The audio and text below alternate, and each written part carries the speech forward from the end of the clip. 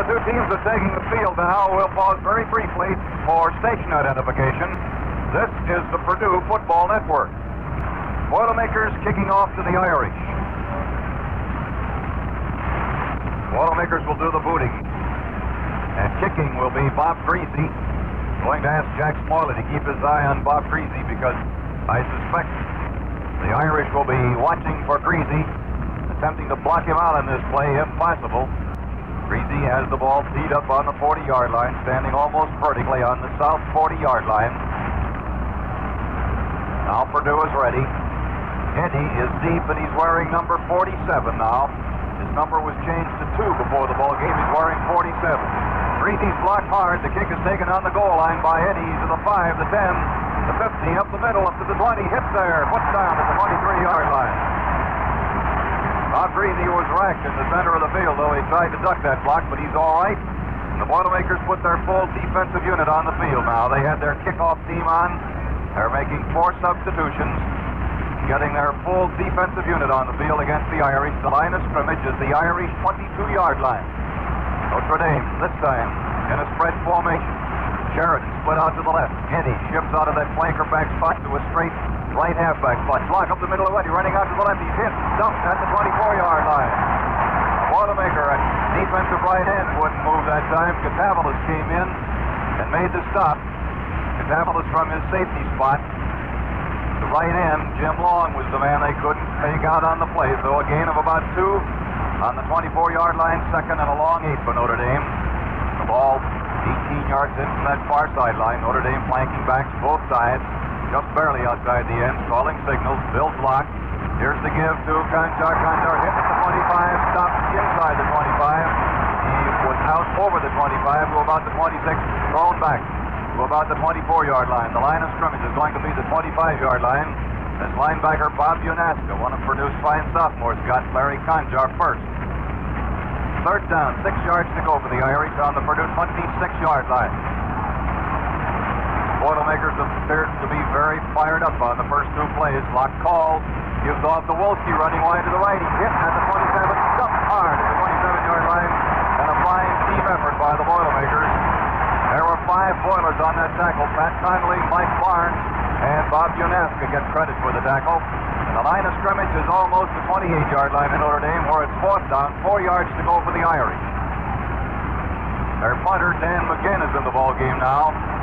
Dan McGinn in to kick for Notre Dame, standing on his own 14-yard line. Purdue on a 5-man line. They don't really rush anybody. They drop him back. McGinn gets a nice high spiraling kick away. Gordon Teeter fields it on his 30. Heads for this side of the field. He's at the 35. Gets the block.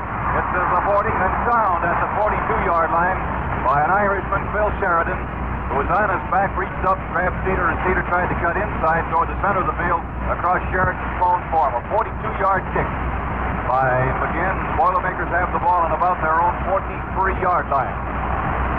Purdue's ball on about their 43-yard line, and the Boilermakers are in the huddle, getting ready to come up to the line of scrimmage. In the first quarter of this football game, with Purdue in possession of the football for the first time, and about 13 minutes left to go in the first quarter. Here's the call by Greasy. Give the Teeter behind a blocker out to the 45, hit down at the 44-yard line. Teeter was out to the 45-yard line. He was stopped by Dan Gamitter and by John Horney of the Irish. There's a replacement. Jim Finley is replacing the Boilermaker offensive backfield by Louis Sims or Dave Herrick. And Herrick in. Here's the call by Bob Greasy. The give is to Teeter through a hole over the 50 down to the 48-yard line of the Irish. Gordon Teeter right over his own right guard and center, all the way down to the Irish 48-yard line. Tackled by John Horney of Notre Dame. It'll be second down and about a yard to go for the Boilermakers. We may have a measurement to see if they made a first down. Let's see. The referee is indicating that the Boilermakers should drop back from that line just a little bit. Nice blocking by Hopp and Erlenbaugh on the play for the Boilermakers. Here's the measurement. Short of a first down. Short of a first down by about 8 inches. Last week the Boilermakers were short of a first down by these inch distances several times. They missed by about 8, about 6, and then about 5. A little later, about 3. So it looks as though they're in that same mood again this afternoon. That was a second down play. It'll be third down now for the Boilermakers. They have the ball inside the Irish 48-yard line, about the length of the football. And here they come up to the line of scrimmage. Referee standing over the ball, not letting Larry Kaminsky down over the football yet, as the Irish are on a 4-man line, a 4-4, but they pull in their right outside linebacker, make it a 5-man line. Now it's a 5, and here's the call. Given off to Randy Manier. He's over that 45, hit at the 44 and stopped. Manier momentarily stopped at the line of scrimmage, jerked away, kept on going, sliding out to his right. Was in the clear also momentarily, but quickly cut down by Pete Taranko and Tom Longo inside that 45, let's call it the 44-yard line. So it's a first down for Purdue, and the first down of the football game as Finley comes in the game, replacing Dave Herrick for the Boilermakers at that flanker back spot. Here's Hendrick, Purdue's loose end, splitting wide to the right. Finley set wide left in his flanker spot. Greasy drops back to throw, fires a floater way on down in deep for Finley, overthrown. Finley couldn't get to it on the 13-yard line. He was in the clear. Rassus was back there with him, but Finley couldn't quite get to the ball as Greasy threw it a little bit too high, with the Boilermakers going for that bomb on a first down play from the Irish 44-yard line. We mentioned that Eddie's number was 47. Before the ball game, he was out wearing jersey number 2. That caused much confusion along Radio Row here. Finally, it was announced that Eddie's number was number 2. But now it's back to number 47 at game time. Second down, 10 yards to go for the Boilermakers. Here's Greasy dropping back to throw again. Got the right, fires it out to the right, complete to Hendrick on the 36-yard line. Hendrick in a beautiful diving catch. Just brought his career pass catching total to 70. On the 36-yard line in Notre Dame. Inside the 36. We're going to call it the 35-yard line. And here comes Herrick back in the ball game for the Boilermakers in place of Jim Finley. The ball just short of that 35-yard line. It'll be third down and about 1.5 yards coming up for the Boilermakers. Finley talking to Coach Al Parker on this side of the field. The Boilermakers 18 yards in from that far sideline. Third down. Give to Teeter. He threw a hole down to that 33-yard line. No farther. Teeter sliding off left tackle. Is shoved back into the middle, and he's pulled down by Dave Martin and by Pete Rassus, Nick Rassus of the Irish. Bill Lamb, the Irish have a number 74 in there. That's Kevin Hardy. Kevin Hardy, who was supposed to be out of action, was out of action last week, but's back in action today. First down for the Boilermakers on the Irish 33-yard line. The yardage is coming tough. Here's Greasy rolling out a little ways to the left. Keith goes up the middle to the 30, the 25, the 20, and he's down to the 18-yard line. Bob Greasy flying up the middle that time for the Boilermakers with a block in the backfield from Bob Hendrick. Gets inside the 20-yard line to the 19-yard line. Another first down for Purdue. First down for the Boilermakers on the Irish 19-yard line. Along the sideline, Purdue's number 1 fan, Pinky Newell, is striding up and down, clapping his hands together and shouting encouragement to his charge. He's the finest trainer in the country, and he's really excited now about the Boilermakers' progress at the Irish 19. Here's Greasy calling in the pro formation to give to Teeter, hit at the 20, stopped at the 20-yard line by Irishman Dave Martin. Dave Martin did the tackling as Teeter is thrown for the first loss in the ball game, about to half a yard. Finley comes in the ball game. Herrick comes out as the Boilermakers are sending replacements in that flanker back spot. Finley goes on the flanker out to the right along with Hendrick. Finley set 6 yards outside Hendrick, who's also flexed about 8 yards out. Here's Greasy running out to the right to throw. Has to fire one down the middle, incomplete. There's a flag on the play. There's a flag on the play. An ineligible man was downfield on that one. Pass was intended for Finley at about the 5-yard line, but he couldn't get to it. Third down coming up for Purdue, still 10 yards to go. The Boilermakers had a man downfield and an eligible receiver, and that is a 15-yard penalty. The ball was on the Irish 19-yard line, or 20-yard line, I should say. The Irish undoubtedly will accept this penalty. Oh, I probably shouldn't be anticipating Notre Dame, but I think they almost have to because the Boilermakers are deep and threatening. Here's the 15-yard walk-off for an ineligible man downfield by the Boilermakers. And Lou Sims comes in for Purdue to replace Jim Finley at the flanker spot. Purdue has what they call a running back and a flanker back. Needed as a running back. The flanker backs are Sims and Finley. Sims also can be the running back if needed. Sims comes out on the flank wide to the left. Patrick is split wide right. And here's the call by Bob Greasy. It's second down, 25. Greasy gets set, fires one down the middle, incomplete. Incomplete, as Jim Byrne was the intended receiver in the middle, covered well by Nick Rassus. Couldn't get away. Jim Byrne couldn't get away in the middle. Rassus was right by him, and Greasy threw that pass a little bit high. He threw it high intentionally because he didn't want Rassus to pick it off and duplicate his feat of last week of returning one a long ways for a touchdown. Third down now for the Boilermakers, and 25 yards to go on the Irish 35-yard line. A 15-yard penalty hurt. Put the pressure on the Boilermakers for the long gainer. Here's the call by Greasy. He drops back to throw again. Gets set. He's hit back of the line of scrimmage. Gets away, and he's down anyway at the 41-yard line. Two Irishmen came in there. Kevin Hardy came in there like a big white sheet, along with Alan Page, and dove up in the air down on Greasy. Greasy wiggled his way out from under those two big men, but he was hit by Pete Duranko as he wiggled out and stopped at the 42-yard line. So the Boilermakers have fourth down, and the Irish have stopped this Purdue drive, which carried at one time the Irish 19-yard line. The Boilermakers are going to kick, and they put Greasy back into that punt formation, back in his own half of the field on his own 44-yard line. Notre Dame lines 6 men up on the line. There's the snap. Here's the boot. A high squiff. The wind is behind it, though. It comes over to this side, bounces on the 12-yard line, comes back infield, bounces on the 8, goes out of bounds sharply. There was a very interesting kick.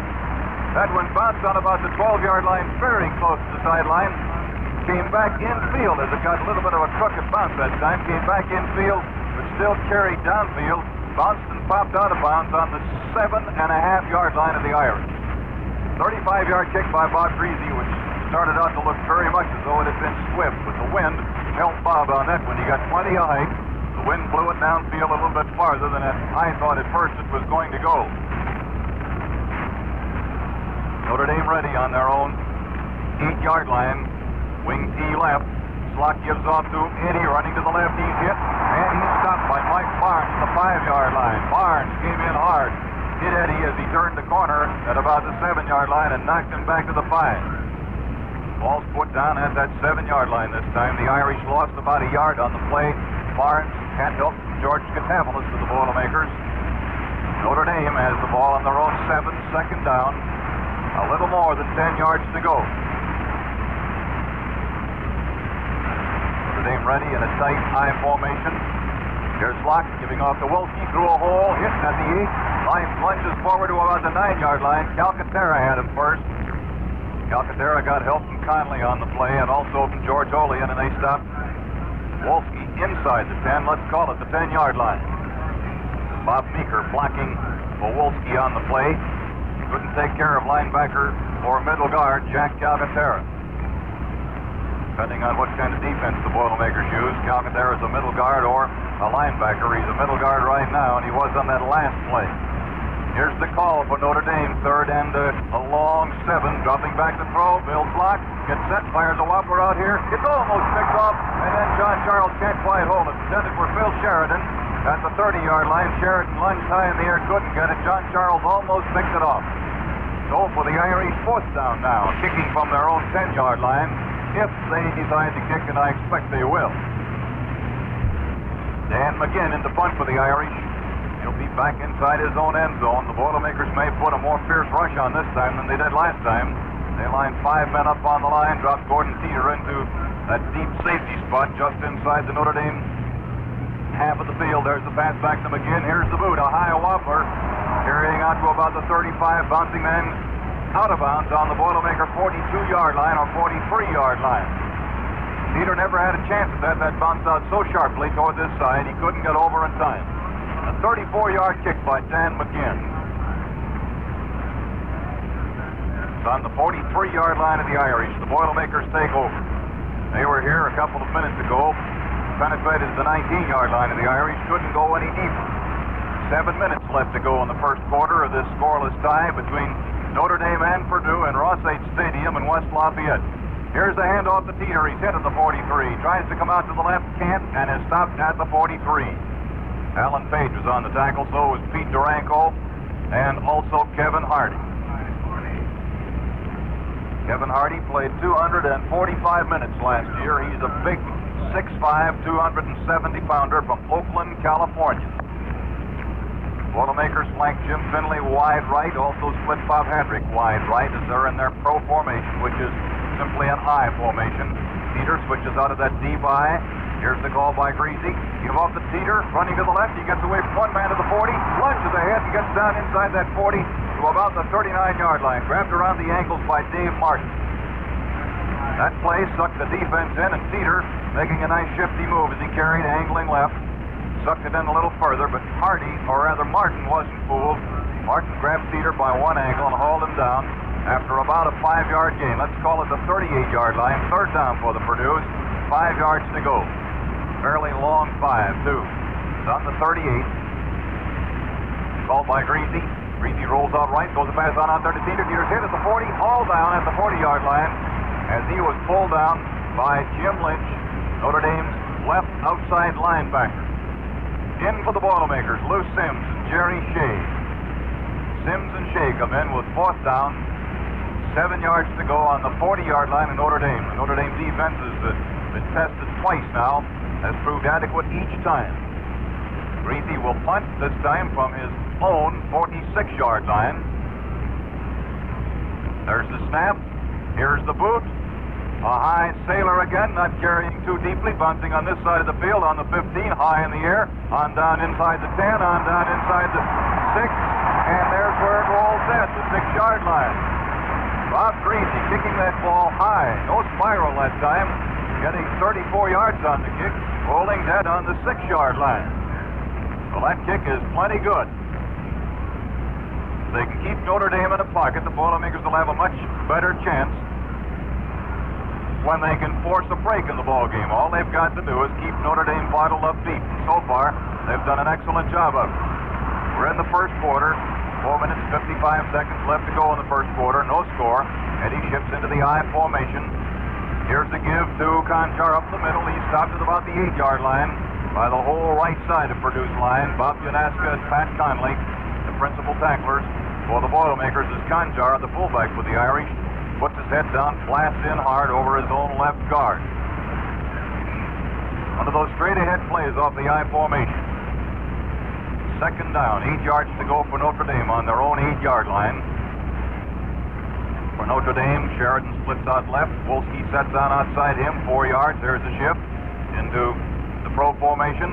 This time Wolsky slot keeps, comes around this side to the 10. He's at the 15, gets the block, the 20, the 25, the 30, 40 now, 45, 50. Knocked out of bounds finally, down in front of Purdue's bench on about the Purdue 47-yard line. He had a blocker with him that time, convoyed by Conchar and Meeker.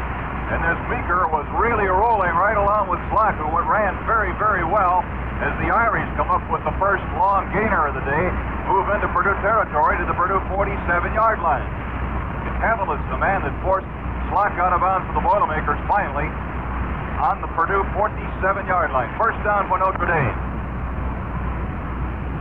The Irish ready to go now in Purdue territory for the first time this afternoon.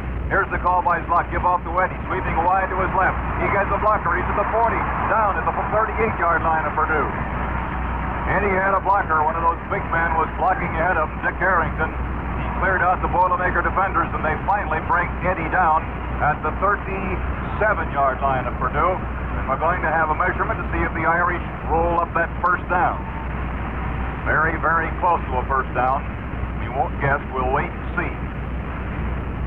No score in the football game. Purdue and Notre Dame. The Irish made that first down by about 2.5 inches.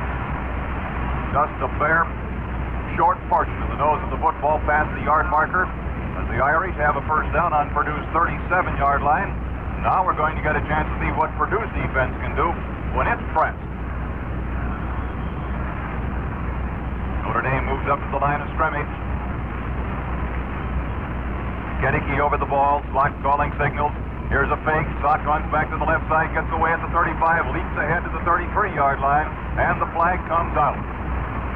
Flag comes out on the play. Let's see who the call is against. There's an indication out there that the call will be against Purdue for piling on. We'll wait and see. Bill Sheridan of the Irish talking. An unsportsmanlike conduct penalty against the Boilermakers will move that ball from the 33-yard line to about the 18-yard line. That's a rather inopportune time to pick up a penalty of 15 yards, but that's what happened. A personal foul against the Boilermakers puts the ball on the 18-yard line of Purdue. And now the defense is really going to get the test. Purdue had the ball on Notre Dame's 19-yard line, couldn't get it any deeper. Now the Irish have the ball on the Purdue 18-yard line. Let's see if they can go any deeper. 3 minutes, 40 seconds left to go in the first quarter. Slock calls. Eddie split way wide right. Flank out almost along this side of the field. A quick fake given off to Conjar, stacked up at the 16-yard line. Larry Conjar stacked up at the 16-yard line by Pat Conley, Boilermaker linebacker. A gain of 2. It'll be 2nd and 8 now for Notre Dame. Ball on the 16 of the Boilermakers, 18 yards in from the far sideline. Let's watch that Purdue defense this time to see how many men they're putting in the line. They've been using a 5-man line most of the time. Now they're in a 6-man line. A 6, a 1, and what they call an umbrella. 3 men on back deep. Corner man wide. Here's Luck. Quick pitch out to Wolsky, running to his right. He's hit to the 15, dumped at the 12. Wolsky had a block from Conjar out ahead, cut inside the block, then was hit and tackled at the 12-yard line by John Charles of Purdue. A gain of 4 makes it 3rd and 4 now for Notre Dame. Wolsky comes out of the ball game. In comes Dan Harshman. Dan Harshman in place of Bill Wolsky. The Irish readying themselves at the 12-yard line now. There is no score. Bill Slock calls in the I formation. Here's the call. Give to Conjar. Hit at the 10. Stopped and thrown back to about the 12. Conjar trying left tackle, moving toward the center of the field. Stacked up at about the 12-yard line. He probably penetrated to about the 10-yard line. Our angle's a little bad. The ball's put down on the 11-yard line. It's 4th and 3.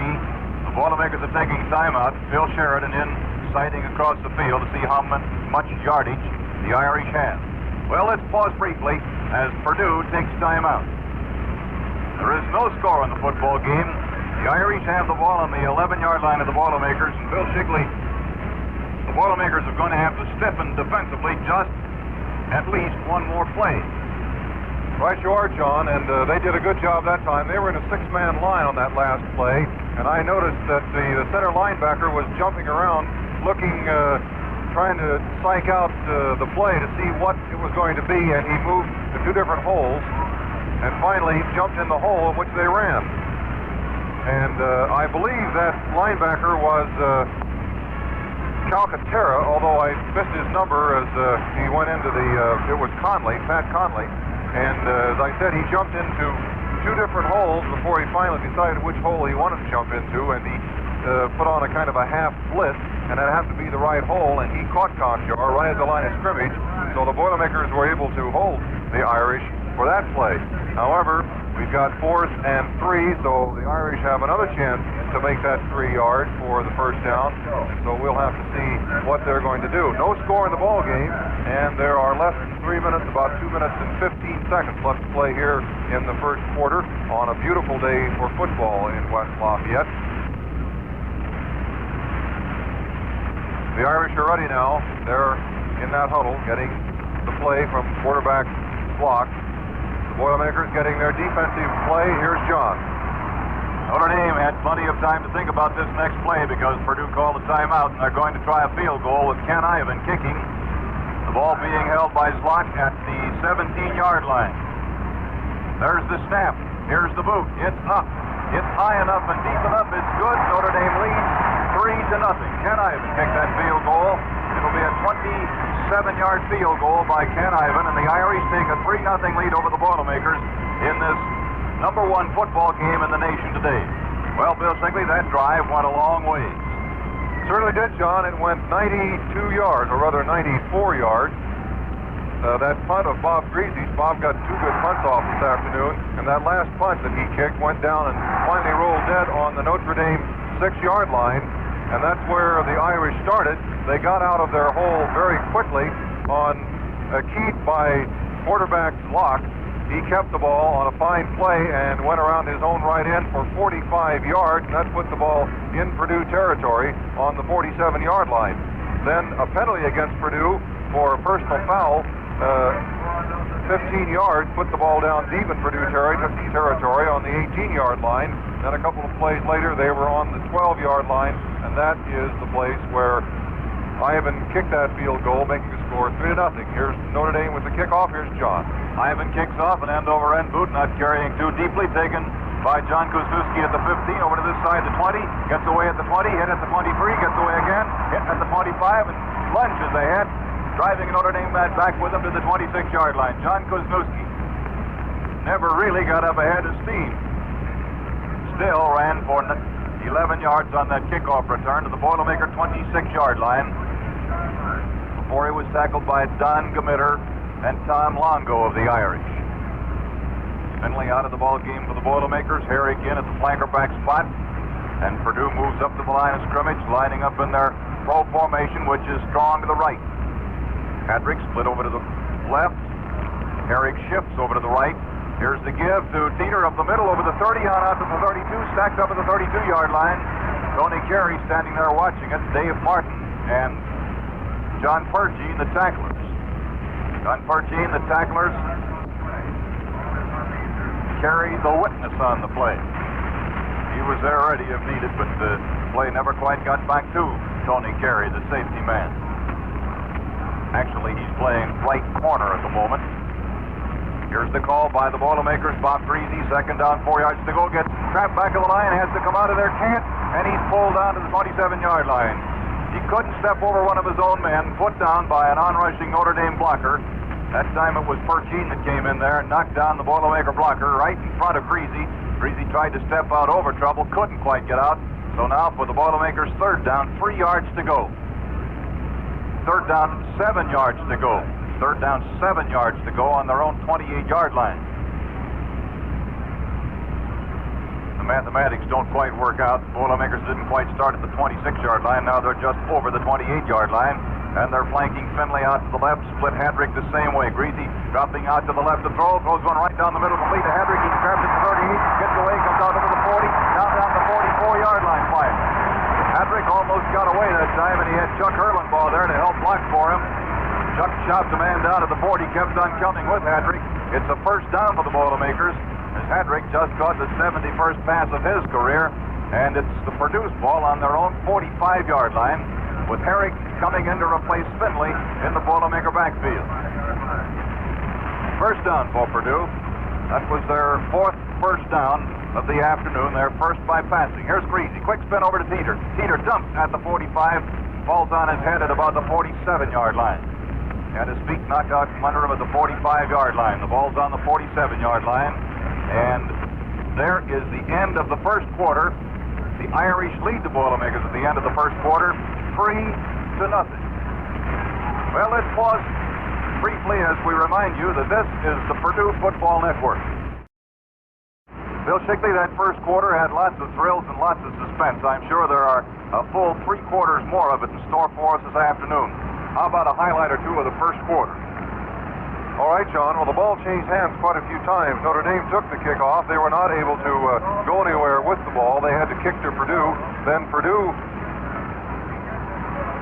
started on about their own 43-yard line, and they got down deep into Purdue territory, but they were penalized, and they then moved back to their own 35-yard line after having gone all the way down to the Notre Dame 19.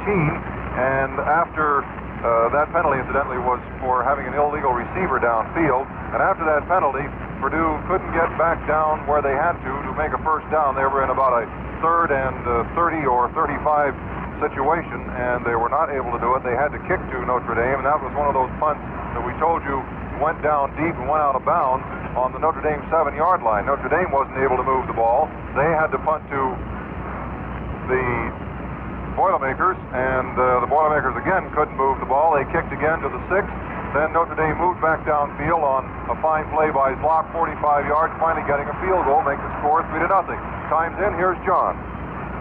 Boilermakers driving southward now. Here's Greasy, roll out left, getting set to throw, has to step over a man, comes back to his right, being chased, He needs a blocker. He's at the 40-yard line. Now the 45, the 50, the 45, down on the 43-yard line of the Irish. Bob Greasy ran almost to the left sideline, came back almost to the right sideline, and he finally put down on the 43-yard line Jim Byrne and Sal Champy blocking out ahead for Bob Greasy that time as he gets a first down in Irish territory on the Irish 42-yard line.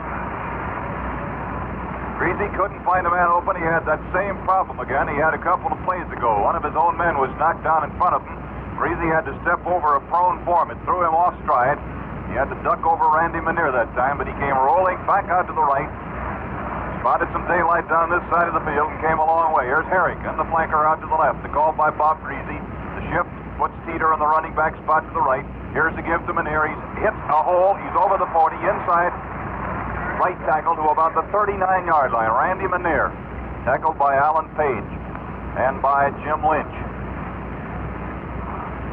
Inside the 40, let's call it the 39-yard line. Herrick out of the ball game, replaced by Jim Finley. Boilermakers huddling on their own 47-yard line. They're using a conventional huddle with their gold helmets, making a circle in the middle of it.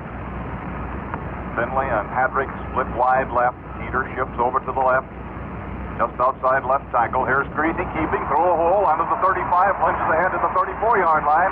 On the quarterback keep, Bob Greasy didn't quite make the first down, but he didn't miss it much more than a yard on that second down play. Greasy going over left guard. A hole opened by Erlenbaugh, by Hopp, and of course by center Larry Kaminsky. Finley off the field. Boilermakers put Herrick back in the flanker back spot, and here comes a call from the officials for a measurement, I believe. This one really isn't needed. The official attendance just announced as 61,921. They expected nearly 62,000. The 61,921 is big enough for an all-time record attendance at any football game in the state of Indiana. That was short of a first down by almost a yard. Jack Smalley holds his hands up, and I would say it's a good 30 to 36 inches short of a first down. Finley on the field. Herrick starts off, then Manier comes off, and Herrick will be at the fullback spot. On this next play, third down, a yard to go. The ball on the 34-yard line of Notre Dame in Purdue's possession. Notre Dame leads 3-0. We're in the second quarter with 13 minutes left to go in that second quarter. Pro formation for Purdue. Hadrick set wide left. Teeter shifts over to the left. Here's the give by Greasy. He's inside that 30, punt down hard on the 30-yard line. Greasy moved barely inside the 30. Dave Martin pulled him down, and so did John Perchine on the 30-yard line. It's a first down as Greasy is probing that Notre Dame line on his own. He went left, then he went right. He picked up 9 yards in those two thrusts. First down for the Boilermakers with the ball 20 yards in from this side of the field on the Notre Dame 30-yard line. Notre Dame 3, Purdue nothing. The Boilermakers trying now, moving against the wind in the second quarter toward the south end of Ross-Ade Stadium. Bob Greasy ready, pro formation. The give is to Teeter. He threw a hole, but hit just as he gets back to the 30-yard line and chopped down at the 27-yard line. Gordon Teeter running right of the middle over the Boilermakers center and right guard. Had to wade through trouble all the way, picked up 3 yards to the 27-yard line. Second and 7 is Martin and Hardy are the tacklers for the Irish. Hardy's the biggest man on the field at 6'5", 270. Here's the call by Purdue with Hadrick split wide right. Given to Teeter. He's hit from the side and dropped at the 28-yard line. The backer, Perchine, got him that time. Perchine playing a great ball game. Hardy also on the tackle. Jim Lynch was close. This Perchine is the inside linebacker, and he cut down Teeter before Teeter had penetrated that line at all. Second down, third down coming up for the Boilermakers. Third down, 8 yards to go. Teeter lost a little on that play. Herrick out of the ball game. Finley flanks out to the right. The ball almost midway between the sidelines on the Irish 28-yard line. Here's Greasy's call.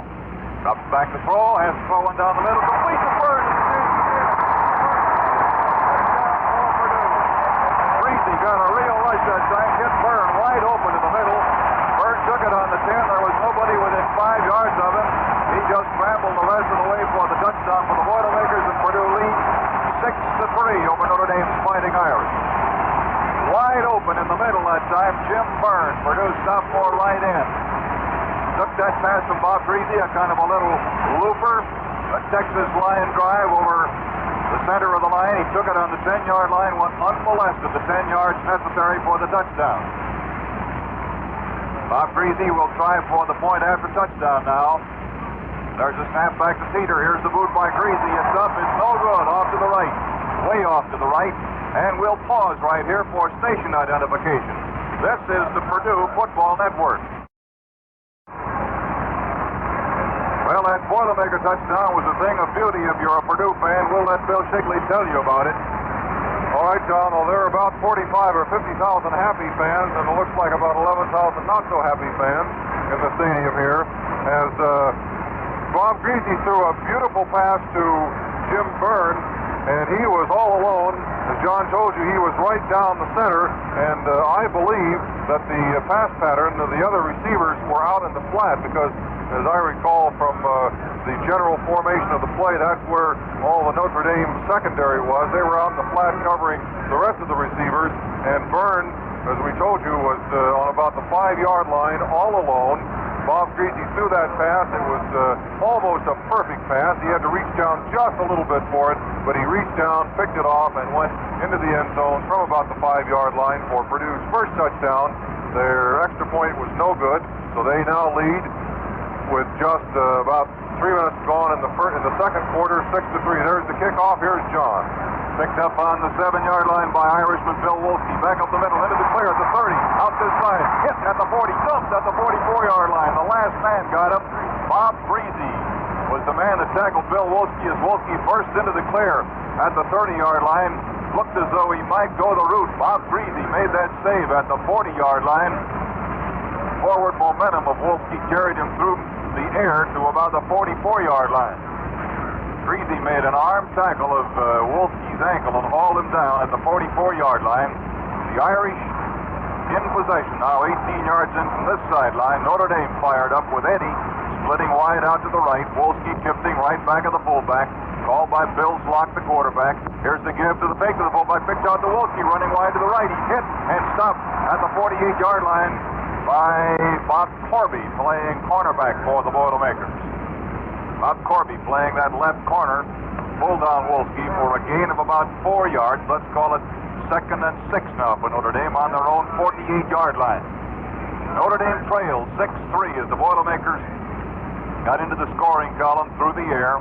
Bob Greasy's third touchdown pass of the season. Wing T right for Notre Dame. They rotate in the backfield on the shift. Here's the call by Zlock. This time it's a give to Wolsky again, straight ahead on a dive up to the 50-yard line. Stopped at the 50, maybe just over the 50, by the right side of the Purdue line, anchored by Mike Barnes and by middle guard Jack Calcaterra. Ball barely over the 50-yard line. It'll be third down now and about 4 yards to go for Notre Dame, a short 4.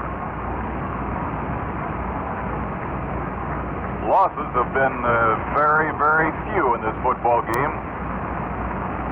So far, fumbles have been absolutely non-existent. Here's Wolsky shifting into the eye. Notre Dame's left end split wide left, and it's locked down the line. Pitch to Wolsky, gets a block. He's hit at the 44 and stopped right there. He had a block as Notre Dame figured out what to do with the Boilermaker cornerman on that left side. They took halfback John Charles down with a blocker, and Wolsky bolted through the open hole down to the 44-yard line. First down for the Irish on the Purdue 44-yard line. Calcaterra made the tackle for the Boilermakers. John Charles, playing in the halfback spot, was really racked outside with a block, a hard block by an Irishman. Here's the call by Zlock, wing T left. He gives off to Wolsky, coming back to the right. He's clear at the 40, down to the 35. Bullets on down to the 30-yard line. Bill Wolsky running wild. All of a sudden, now on his last 3 or 4 plays, Wolsky's been a terror. And he's going to the sidelines out of the ball game as Harshman comes in. The ball rests on the 31-yard line of Purdue. Another first down for Notre Dame. Wolsky gets a breather on the sideline now after ripping off 3 first downs in a row for Notre Dame. Well, 2 first downs in a row. That Other great play by Wolsky was on the kickoff return. Here's the call. Harshman in the tailback spot. Here's Locke keeping, going through that hole, on down to the 25. Hit at the 21, stacked up there. They've got the Boilermaker halfback unable now to commit himself, because if he commits himself, he's knocked out. If he doesn't, they simply run inside him. The ball's on the 21-yard line. It's close to a first down. We're going to have a measurement. The Boilermakers lead 6-3, but right now the Irish under Coach Araparsegian are opening up their bag of running tricks, and they're causing the Boilermakers a little bit of defensive concern. 8 minutes, 10 seconds left to go in the first half of play. Purdue 6, Notre Dame 3. The Boilermakers are having trouble making their defensive adjustments to this Notre Dame slashing running off right guard, right tackle, and just inside the right end, who's usually flexed wide. There's the call for Notre Dame. Harshman is still in there, sets up in the I-back spot. Call by Zlock, running out to the left. Keeps laterals out here in the backfield of Harshman. He's clear at the 20, at the 15. He gets away and pulled down at the 14-yard line. Pulled down by Charlie King. Dan Harshman went for the first down. Correction, he went on first down to the Boilermaker 14-yard line, as Notre Dame is now whipsawing that Boilermaker defense, this time with the split T option play. Zlock came running out to the left when he was hit.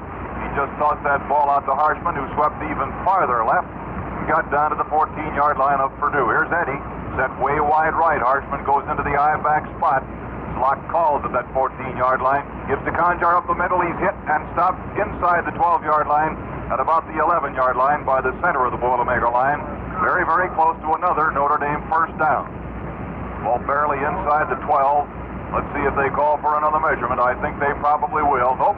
They say there's about 20 inches to go. Jack Calcaterra did the tackling for the Boilermakers. Bill Wolsky back in to replace Harshman for the Irish.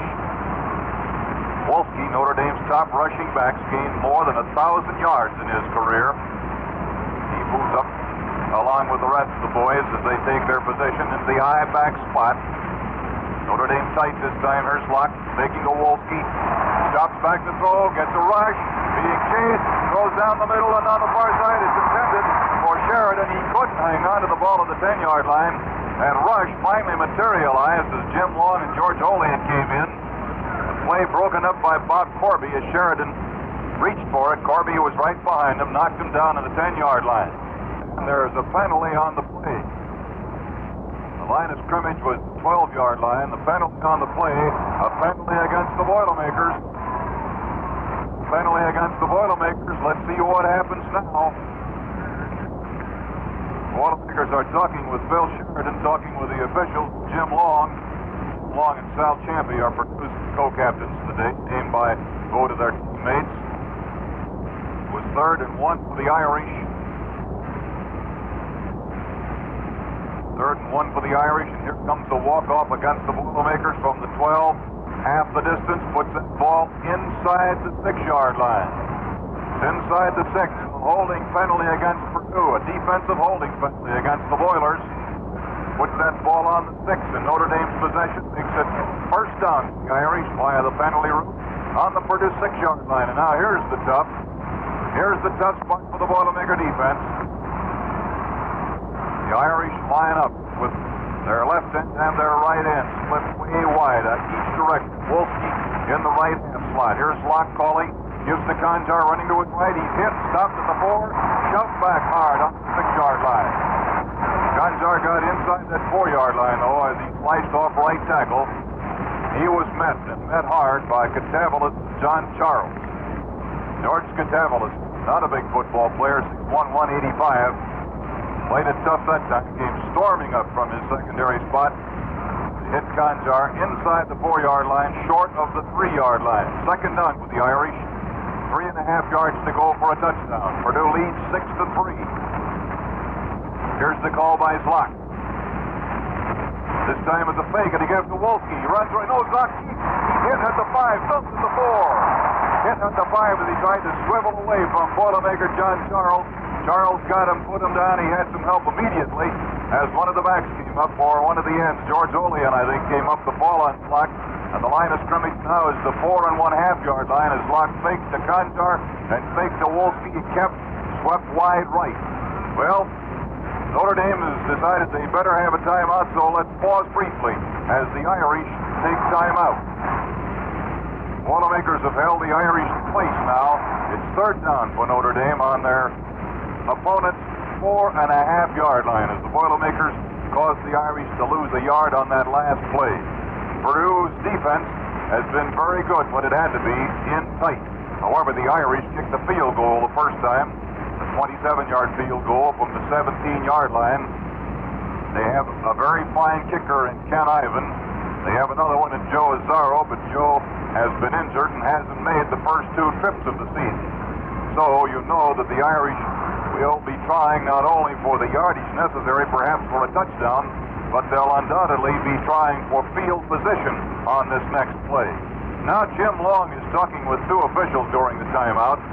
I'm certain that Long was upset about that penalty, and he's still trying to get a clarification from the officials. It was a defensive holding penalty.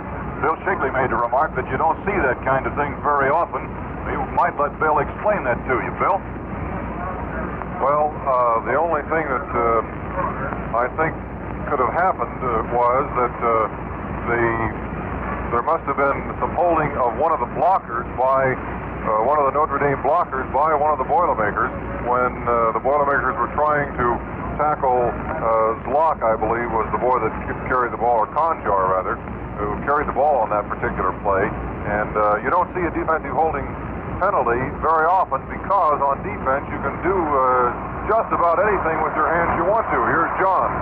Notre Dame moving up to the line of scrimmage now. Third down play on the Purdue 4 1/2 yard line. They're in the wing, T to the left. Here's the call by Zlock. He gives off to Eddie running wide to the left. He's at the 5, hit at the goal line, forces his way in there for the touchdown. He was hit by Boilermaker John Charles. Then another man came up, Charlie King, and George Catavolis came over, but Eddie had the momentum on that wide sweep left. He made it in for the touchdown despite the fact that the Boilermakers hit him on the 2-yard line. They couldn't hold him out. They hit him and hit him 3 times, met him well, but his momentum was such on that wide sweep to the left that the Irish move into the lead, 9-3 over the Boilermakers here in the second quarter. Trying for the point after touchdown will be Ken Ivan. The ball will be teed up on the 10-yard line. There's the snap. Here's the boot by Ivan. It's high, it's good, it's 10-3. 10-6 rather. 10-6. The Irish over the Boilermakers in the second quarter. Well, Bill, how about a resume on the distance that drive carried? All right, John. Purdue kicked off, Purdue kicked off after their touchdown to Notre Dame, and the run back was up to the 44-yard line, and that run went 11 plays for 66 yards from the Notre Dame 44-yard line.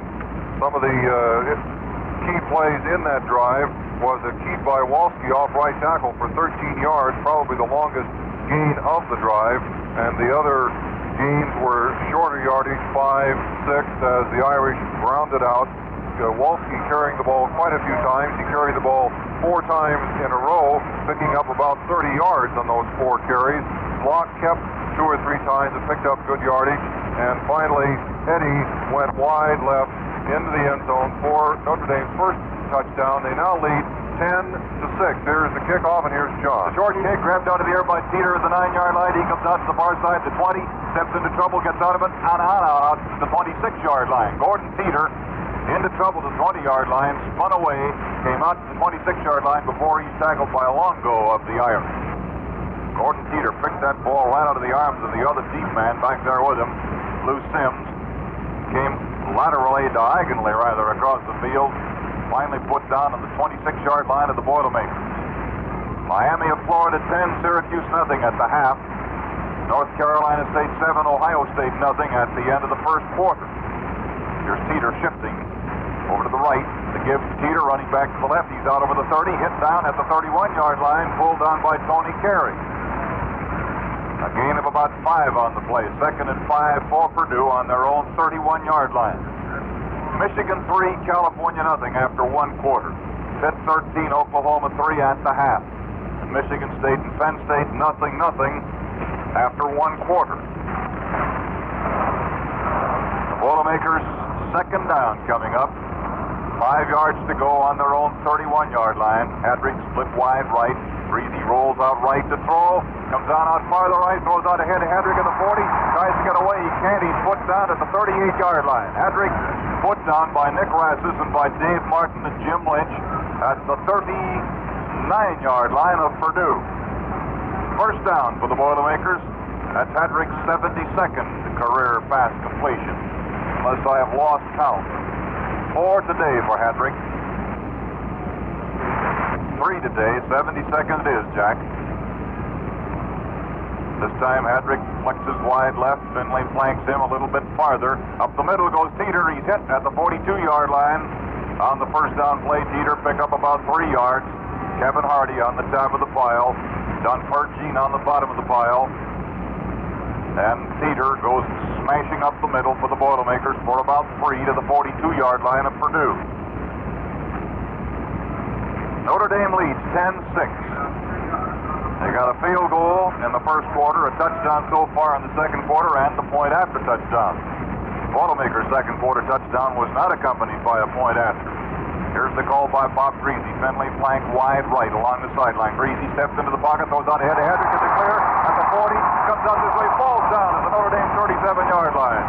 Hadrick, an upset young man, as he slipped and fell, trying to cut sharply to his right around John Pergine or Tony Longo, Tom Longo. He slipped and fell in the going at the 38-yard line. First down for the Boilermakers. Herrick in place of Finley at the flanker back post. Herrick in, Finley out. The Boilermakers in Irish territory on the Irish 37-yard line. Here's the pro formation. The give is to Teeter running into trouble. He lunges ahead anyway. Gets down to about the 36-yard line. Couldn't pick up many yards that time because his center was knocked right back toward him. He was hit as he took the handoff from the center. Timeout now called by the Boilermakers. Sal Champy up to talk to the official. Timeout called by Purdue. Let's us pause briefly as Purdue takes timeout.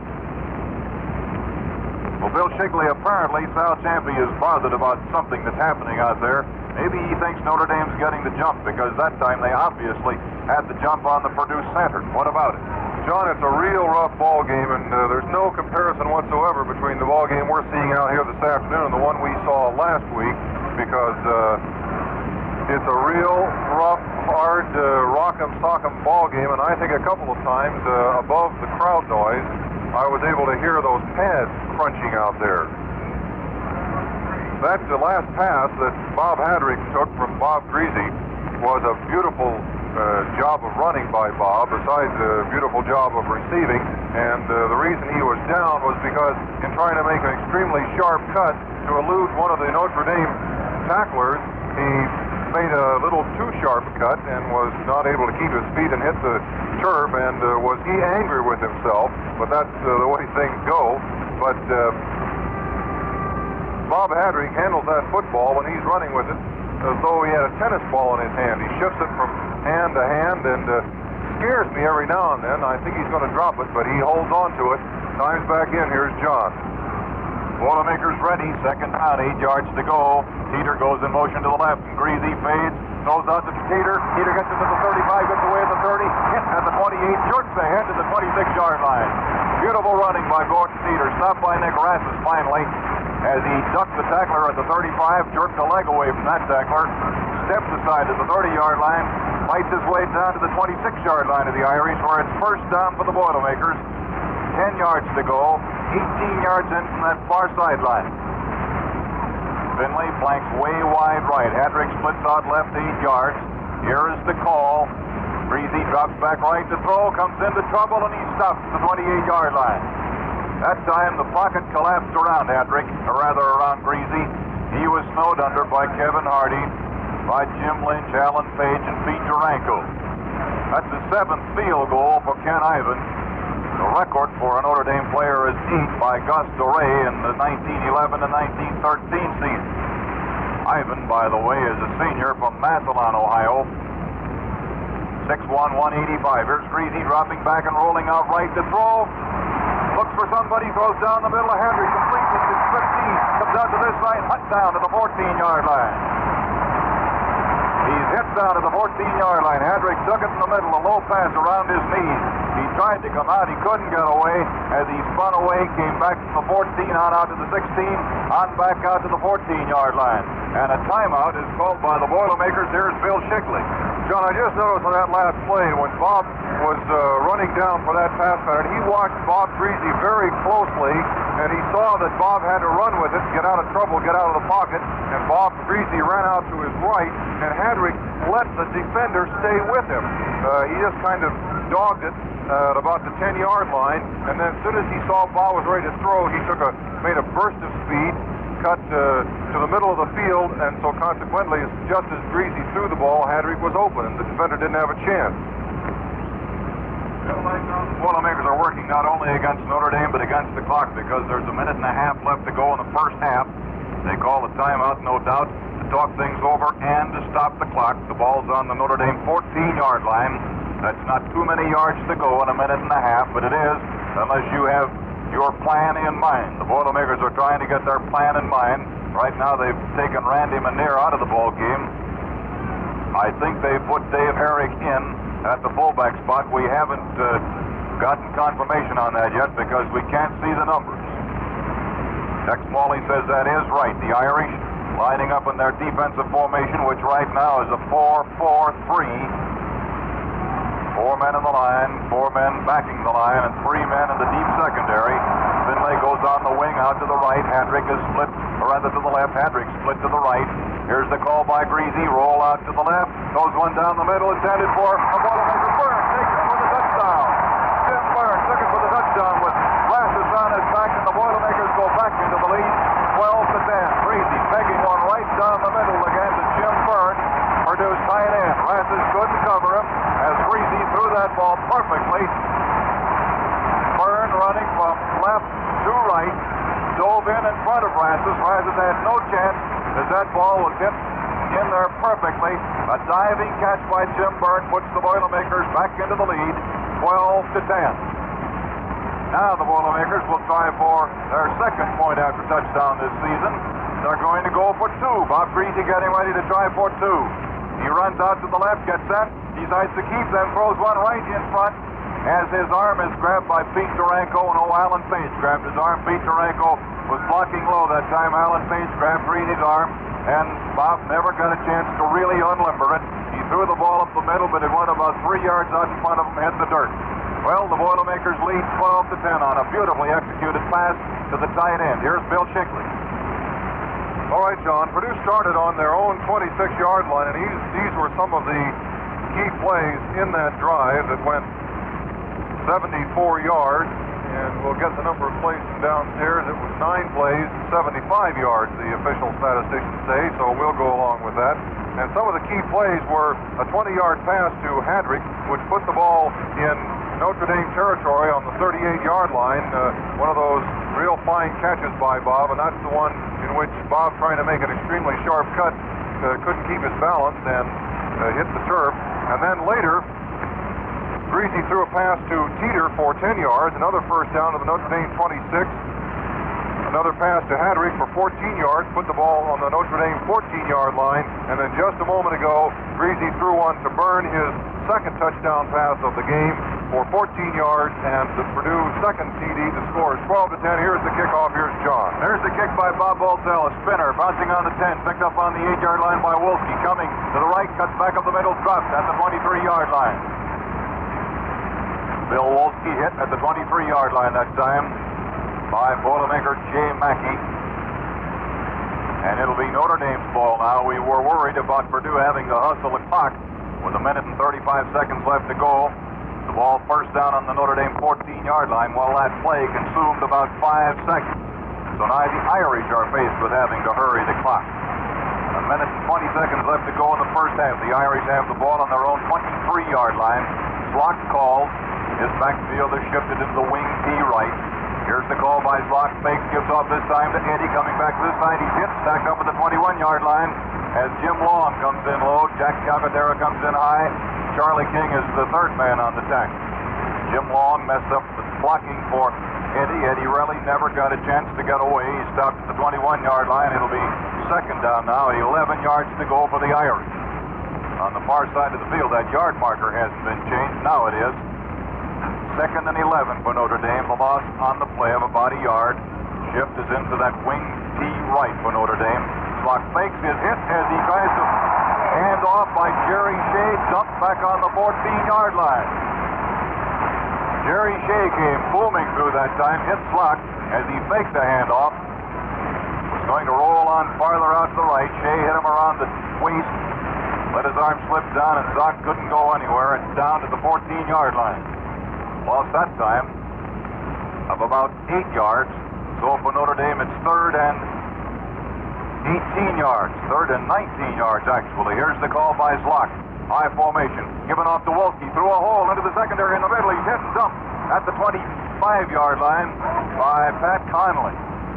Conley was that last man, too, that time. Charlie King was back deep, but Conley was in the mid-secondary, and it was fortunate that he grabbed Wolsky, because this Wolsky was coming hard after starting to the right, coming hard back to the left. The clock shows the end of the half, but the official said, nope, it's not the end of the half. Notre Dame called a timeout, so the clock continued to run on the scoreboard, but the half isn't over yet. And the Boilermakers are chased back to the bench, though quite a few of them have already left the field at the corner. Now they're coming back, and the Irish are also coming back from the southwest corner of the field, as they had about 7 of their men, I would say a lot more than halfway to the dressing room. Notre Dame getting its men marshaled on the field, the Boilermakers setting up their defense. The Irish, I don't believe, have 11 men out there, but they probably do. It's a little hard to count those shining helmets when part of them are hidden. The Boilermakers stop the Irish. Bill Wolsky at the 26-yard line. Nice game by Bill. They're relocating the chains on the sideline. Third down shows about 12 yards to go. I'm sure they've misplaced those chains, but I also hope that it makes no difference. The line of scrimmage was the 14, now it's the 26. It was the third and 18. He gained about 12, and it still shows fourth and 11. So they misplaced the chains on the sideline. Here's the call by the Irish. Bill Slock calling. He fakes, gives off to Wolsky, running wide to the right, gets a block, comes inside. He's flying over to this side. He's clear at the 40, and then in the middle out of the 45, the 50, chased on this side, out of bounds, finally at the 30-yard line of Purdue. Bill Wolsky running very beautifully, and it's fortunate that time is out at the end of the first half now. They're not chasing them back, but Bill Wolsky made it look very, very sick for Purdue there for seconds as he came running wide right, cut back into the middle, then headed for the left sideline, the west sideline, running hard with a lot of drive and plenty of speed. Bill's a 195-pounder from Muskegon, Michigan, weighs 195, stands 5'11", is a 21-year-old senior, and he runs with authority. He's terrific. I can't remember a big husky halfback that ran as well as Bill since that boy Kowalski up at Michigan State. Maybe also Gary Ballman ran about as well, but I think Walt Kowalski was the last good, big, hard-running halfback that I've seen that reminds me of Bill Wolsky, or of whom Bill Wolsky reminds me. Wolsky's been terrific this first half. His personal statistics today, I think, on the ground gaining are going to more than offset the amount of ground that Purdue has gained as a team. Well, we'll find out about that during our halftime intermission in 20 minutes. Right now, before the band comes on the field, we'd like to pause for a minute to remind you that this is the Purdue Football Network. Here at the half, we're going to be entertained by Purdue's All-American Marching Band. They're coming on the field right now. We, of course, during this halftime intermission, will have those unofficial and official statistics for you. I know you're anxious to hear Dax Pauly's unofficial statistics. Purdue's passing has been just tremendous today, unofficially. 9 out of 11 completions, all thrown by Bob Greasy. The Irish have thrown once, have yet to complete a pass. Another time we thought they were going to throw, but they never got that one off. So just one pass for Notre Dame so far this afternoon. Notre Dame's racked up 7 first downs. Purdue has chalked up 12 first downs. The last 6 by passing. the fourth first down by passing, the first 3 by running. So the Boilermakers' running attack has given way to an aerial attack during this second quarter, and it's put the Boilermakers into a 12-10 lead here at the half. They tried to make it 14-10. They couldn't, as Breezy was hit before he could launch the ball. Well, the band's on the field. We'll wait for those official statistics. Right now, I think I'm going to ask Bill Shigley to let you listen to the band and tell you about their halftime formations. We'll give you a rundown of the first half after the band show here at halftime. Bill? All right, John, the Purdue band, 300 strong, marching north up the field in their large block formation. The majorette corps of 28 majorettes are on the north goal line. And this afternoon, we're going to see some fancy dance steps, and you're going to hear some dance music as the Purdue band takes you through the history of dance crazes, and we're going to hear and see some of the various dances that have been popular and some of the music that has been popular along with those dances over the years. Right now, the band marching, doing some maneuvers in diamond formations. They were marching in about half a dozen different diamond formations. Now they're back in 2 blocks, moving back and forth. Now they're back in their diamond formation. We're going to pause briefly for station identification. This is the Purdue Football Network. Now the Boilermakers back in their block formation, and they are led by their 2 drum majors, Don Jones and Tom Turner. And of course we have the corps of 40 Big Ten flags on the field. Now, as the band is in block formation in front of us, let's listen to the Purdue band.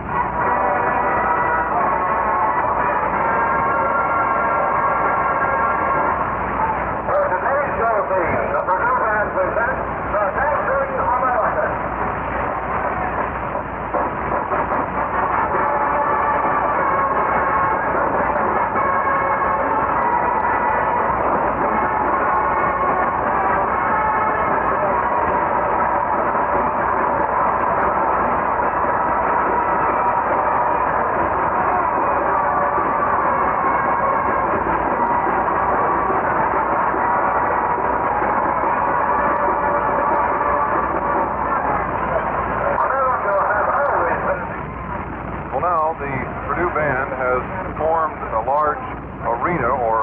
Diamond-shaped affair in the center of the field, and in that open area, that open diamond, there are about 25 or 30 Indians, members of the band dressed in Indian garb, and there are 4 drummers playing on 2 tom-toms down in the center of the field as we hear some early tribal dances.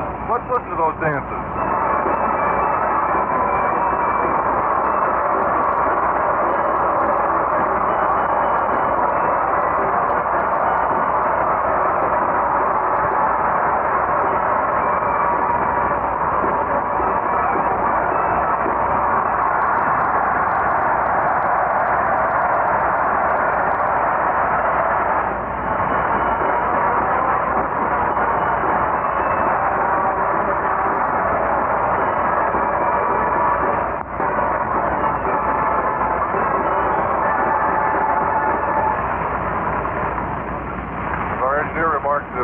Pale Indians.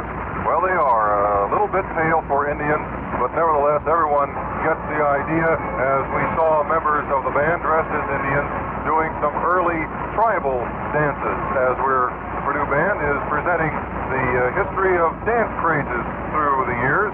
Well, of course, as things became more civilized, the dancing became a little quieter and the music was a little smoother.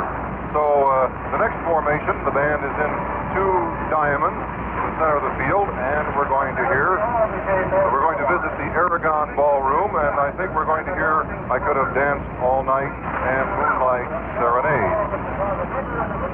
The majorettes are in 2 diamond formations, one half facing this stand, one half facing the far stand. Now the band is playing again. Let's listen.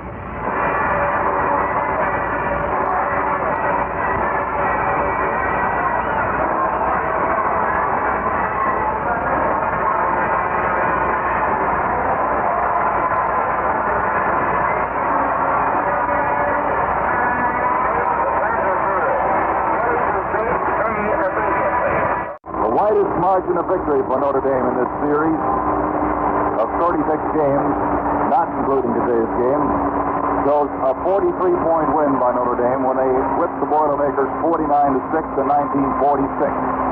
Purdue's widest margin of victory came 42 years earlier in 1904 when they won by 36 points, 36-0. The last Notre Dame win at Ross-Ade Stadium happened in 1961, 4 years ago, when the Irish beat the Boilermakers 22-20. I recall that 1946 game. It was my first year as a full-time broadcaster for radio station WBAA in West Lafayette. And I sat through a long afternoon of football up there. The only touchdown was scored by Purdue's John Galvin, as I recall it. And as I say, I thought the afternoon never would end. It was played under rather dull gray skies. The only bright spot was Galvin's long run, which picked up that 6 points for the Boilermakers. Since that time, the teams have met every year since 1946. This is the 20th game since 1946.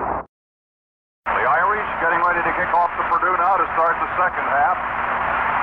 12-10, Purdue leads in the football game.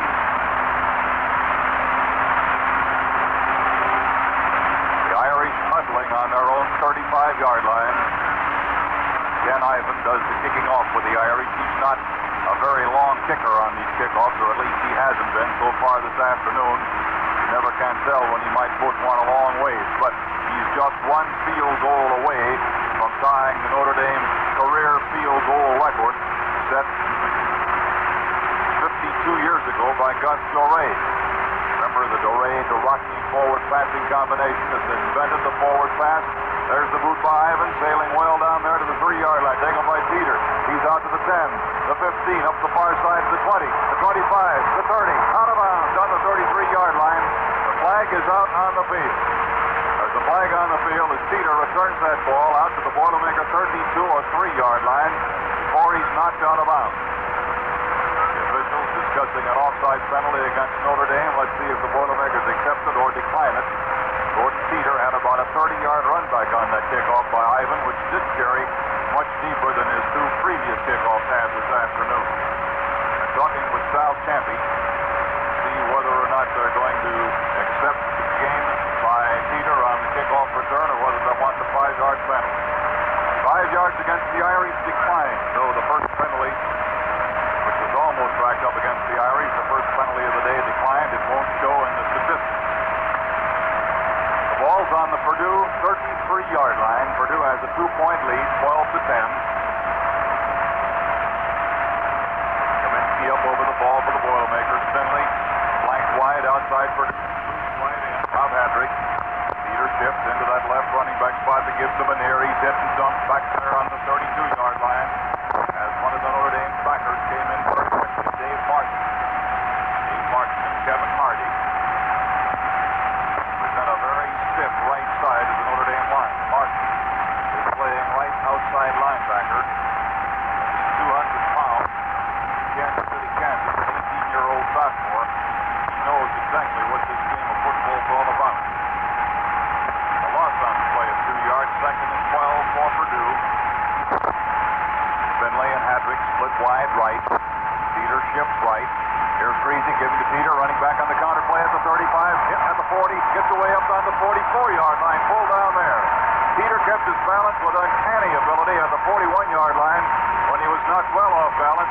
Almost went down to one knee, but didn't quite get that knee down as he got his hand down. Came out for 3 more yards. Beautiful run by Gordon Peter. The ball's on the 41 or 2-yard line. They say that is where his knee did hit the ground. I couldn't tell because he kept on coming to the 42-yard line. Jack Smalley had the glasses on the run. Said that's right, his knee did go down. So 3rd down and a long yard to go for Purdue on their own 42-yard line. Gordon Peter almost got away that time, but not quite. He ran back to the weak side after everything indicated strong right. Here goes Manier, hit at the line and stopped. Ooh, he was grabbed by Jim Lynch and really put down. Randy Manier had nowhere to go, so it'll be 4th down for Purdue and about 2 yards to go on their own 42-yard line. That time there was no hole for Manier over right tackle. Coming in for the Boilermakers, Lance Olson and Lou Sims, replacing Dave Herrick and Bob Hopp. And the back in kick formation with a score 12-10 in favor of Purdue. Greasy going to boot it from his own 28-yard line into the wind. There's the pass back to Bob. Here's the kick. A high spiral kick, carrying fairly well, being fair caught by Rassus on the 26-yard line of Notre Dame. Last week, there were no numbers painted on the football field marking the yard lines. Today, they're bright and clear in that yellow lime edged in white on each 10-yard line. Last week, there were none, and the markers on the sidelines were impossible to see on the far side of the field because in the center of the field, the two 40-yard lines and the 50-yard line marker, the Miami team moved them back of the players' bench. Well, the Irish have the ball now on their own 26-yard line. Slock is calling. He fakes to Wolsky, gives back to Eddie coming this way. Eddie's hit and stopped inside the 24-yard line at about the 23-yard line by the right side of the Boilermaker line and by Charlie King. Jim Long and Charlie King and Jack Calcaterra get the tackle. It's on the 24-yard line of Notre Dame. A loss on the play of 2. It'll be second now and 12. Second and 12 for the Boilers, with Wolsky being the decoy. As Locke faked the handoff to Wolsky, gave to Eddie, coming back to the weak side. I like to see Eddie with the ball, don't like to see Wolsky with the ball. Here's the call. Notre Dame wing P right. Locke turns, goes off to Wolsky, running back to his right. Hit back to the line, gets away, hit again, stopped on the 22-yard line. Coming in fast that time was Bob Janowski. He missed the tackle, but Jim Long came up and had some help from George Olean, and Olean put down Wolsky back of the line of scrimmage on the 22-yard line. Third down, 14 yards to go for Notre Dame on their own 22. 12-10's the count. We're in the third quarter at Ross-Ade Stadium. Purdue and Notre Dame, the number one football game in the nation today. More writers and broadcasters covering this ball game and more radio stations carrying it than any other game in the country. Slock drops back to pass, fires one down the middle, complete. The man is tackled at the 28-yard line. It's Tom Salaga, tackled at the 28-yard line, short of a first down by about 6 yards. Tom Salaga taking Slock's pass, fired in the middle as the Boilermakers are playing Slock for a running game and not a passing game, and he crossed them up that time by throwing up the middle. Mike Barnes limping a little bit as he comes out of that Boilermaker huddle. Charlie King replaced in the backfield momentarily by Gordon Teeter, and Notre Dame's going to kick. Dan McGinn standing on his own 16-yard line. There's the pass. Here's the boot.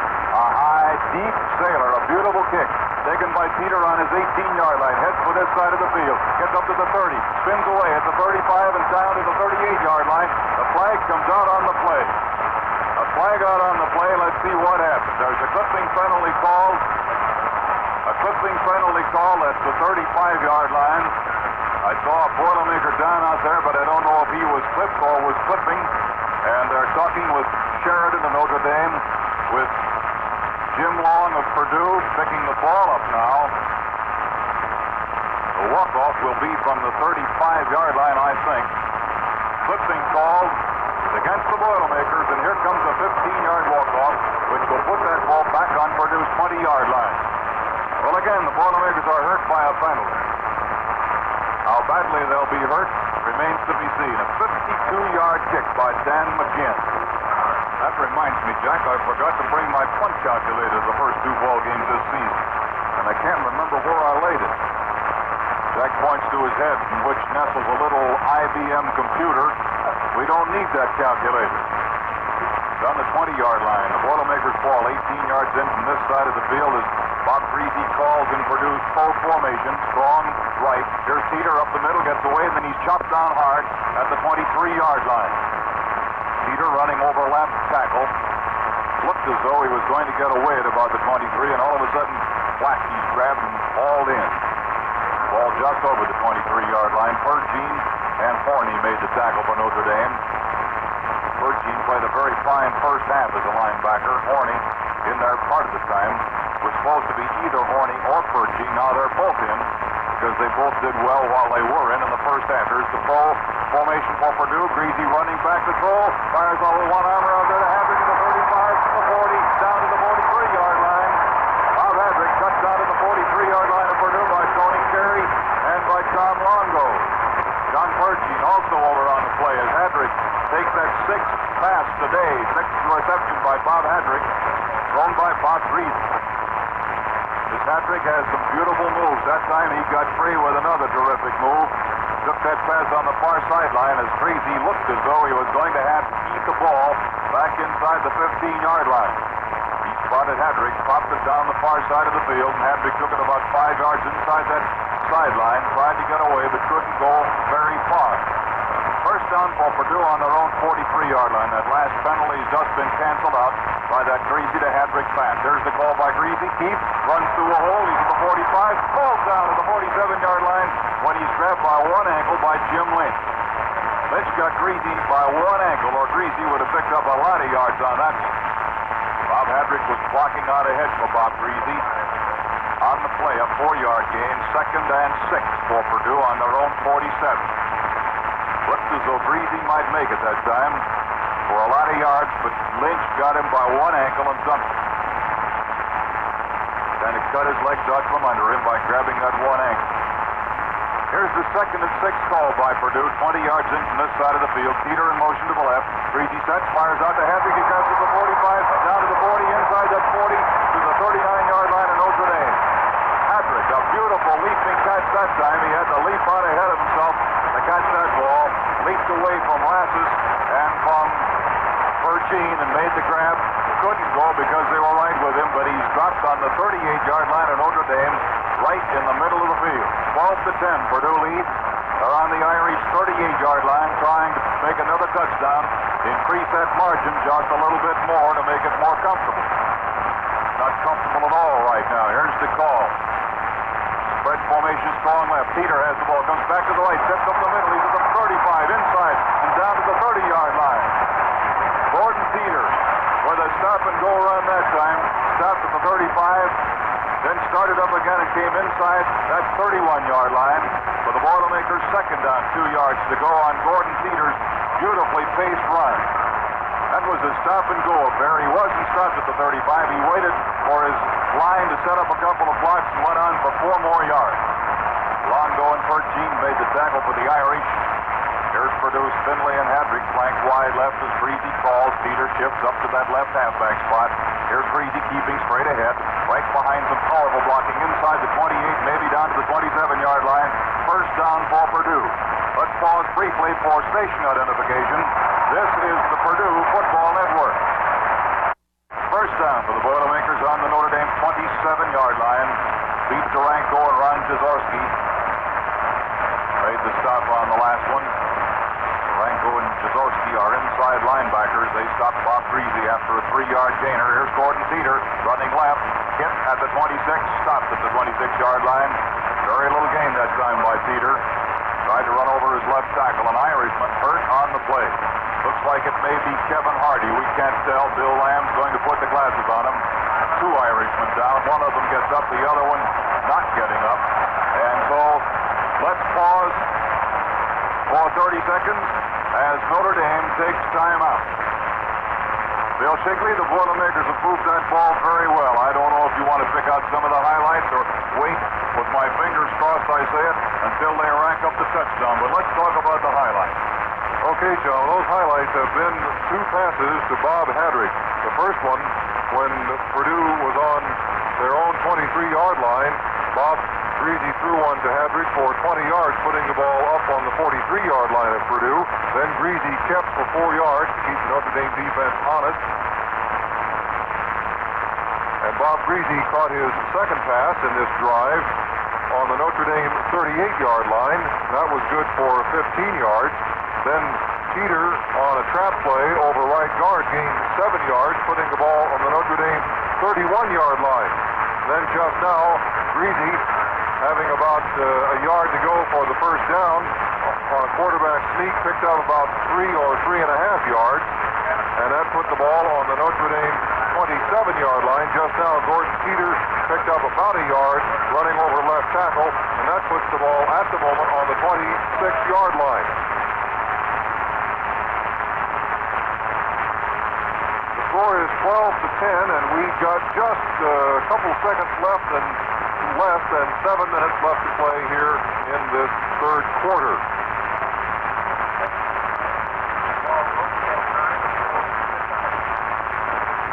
So Purdue started on their own 23-yard line. They are now on the Notre Dame 26-yard line. Now the Irish are ready. Purdue in their huddle. They're ready. Here's John. Kevin Hardy is taken out of the ball game, replaced by Chuck Grable from Oshkosh, Wisconsin. Here's Bob Greasy rolling out right to throw. Fires out ahead, complete to Byrne. Byrne gets away at the 15-yard line and dropped at the 14-yard line. Jim Byrne made a great effort there for the Boilermakers, jerking away from an Irish tackler at the 20. John Horney finally pulled him down at the 14-yard line in Notre Dame. The ball's moved back, put astride the 15-yard line now. First down for the Boilermakers. Jim Byrne took that pass from Bob Greasy. The Irish lost 60 pounds in that front line when Hardy went out and played with Chuck Grable. Hardy staggering a little bit as he left the field. I expect he'll be back. He was playing tremendous defensive football for the Irish. Here's Greasy keeping. Hit at the 14, lunges ahead, maybe to the 13-yard line. Bob Greasy on the first down play, trying to keep, go outside left guard. Picked up about 2 yards. Let's call it about 3 yards to the 12-yard line. Michigan State beats Penn State 23-0. Illinois at the first quarter leads Southern Methodist 14-0. Southern Cal leads Wisconsin after one quarter 7-0. Purdue second down, 7 yards to go. Here's Greasy's call. Fakes, fades to throw. Fires one way out ahead to Lanier for the touchdown. Lanier in there all alone. They didn't look for Lanier. They were covering the ends that time, and Bob Greasy hit his fullback, Randy Lanier, in the end zone by about 6 yards. Lanier took it, and the Boilermakers lead 18-10. Here comes Finley in the ball game to replace Harry. That's 13 completions out of 15 tries for Bob Greasy. 3 touchdown passes by Bob. 17 first downs for Purdue, 8 for Notre Dame. 18-10, Purdue in the lead in the football game now. We're in the third quarter. 6 minutes, no, 5 minutes. 45 seconds left to go in that third quarter. And they're going to try for 2 points. Greasy drops back to throw. Going to keep his arms hit. He fumbles the ball. Falling on the 3-yard line. No good. That time the Irish blitzed up the middle. And they grabbed Greasy again before he could throw the ball. They really put the rush up the middle when the Boilermakers are getting ready to try for 2 points. That might be a pretty good way to stop that 2-point play. Red dog in the middle with all your power, and Notre Dame has power. And Alan Page beat Durango and Kevin Hardy when he was in there. Now his spot is filled by Chuck Grable, and they all blitzed to the middle. Maybe 4 linebackers plowing in through there, stopping the Boilermakers. It's 18-10. The Boilermakers lead by 8 points. It'll be Bob Baltzell kicking off for the Boilermakers in the third quarter here in Ross-Ade Stadium. Beautiful football day. Cloudless sky. Temperature at the outset 61 degrees. The wind has died down a little bit since this ball game started. It's at about 12 miles per hour, but looking at the flag now, I'd have to say that it isn't whipping nearly as hard as it was earlier. And if I were to guess, I'd say 5 or 6 miles per hour out of the southwest. Here's Baltzell's kickoff against the Irish. A sailor, a spinner, bouncing on that 25-yard line, coming out of bounds on this side of the field at the 32-yard line. Out of bounds on this side, so the Boilermakers are going to have to bring it back and boot it again. Or I don't think Notre Dame can take it. Let's see what they decide. Kevin, or rather Bill Sheridan, their captain, over talking with the official on this side of the field. I think a kick that goes out of bounds has to be kicked over, but I'm not certain. That's one of the rules that's long established. And the Irish are going to request the Boilermakers kick the ball over again. I believe that that's what has to happen, Jack. I think an out-of-bounds kick is an automatic. I'm not certain, so I shouldn't really speculate. The Boilermakers will kick from their 35 this time. They're penalized 5 yards when the kick goes out of bounds. Other rule changes this year permit the use of a 2-inch kicking tee. They prohibit the use of a helmet or head maliciously on any part of the opponent's body. That's the tactic referred to as spearing. You can't dive into a man head first. And in phrasing of the free kick out of bounds rules, it pertains to touching by the receiving team. There's a longer kick taken on the 12-yard line by Eddie. He comes back toward the center of the field and starts up the middle. He's hit and dropped at the 28-yard line. Eddie put his head down, came in very low, and he stopped at the 28 or 29-yard line of Notre Dame. That's where the ball is right now. First down for the Irish. 5 minutes, 40 seconds left to go in the third period. Boilermakers putting their defensive unit on the field. Bob Corby and Charlie King, the halfback. John Charles and George Cavalis off in the deep men. Right now, Charles is pulled up at the cornerback spot, and Cavalis is the single deep man. Here's Slock fading to throw, rolling out to his right, gets chased by Olean, chased out of bounds on the far side of the field at about the 32-yard line. He came back inbounds. I think that ball rolled free as Olean jerked Slock. May have rolled free from him, but an Irishman was there to get it, and I believe that Slock was out of bounds anyway before he dropped the ball. Gain on the play of about 3 yards out to the 32-yard line from the 29-yard line. 2nd and 7 for Notre Dame. 18-10, Purdue leads in the football game, and the Irish come up to the line of scrimmage. It's the I formation for Notre Dame. Slock calling signals. Fakes, gives off to Wolsky, running out to the right, comes back in the middle, lunges ahead, down on the 36-yard line when his footing gave way. A couple of Boilermakers there to meet him, Bob Corby and John Charles and Pat Conley. Wolsky lost his traction. Speed stuttered as he tried to cut, and it's third down now. 4 yards to go for Notre Dame, short of their own 35-yard line by about a foot. Purdue in a 5-man line. Notre Dame playing 4-4-3 much of the time. Still not able to stop the Boilermaker passing attack. In motion, Wolsky shifting into the I formation. Men set wide left and right for the Irish. Here's Locke carrying. Hit at the 35-yard line. Stopped right there.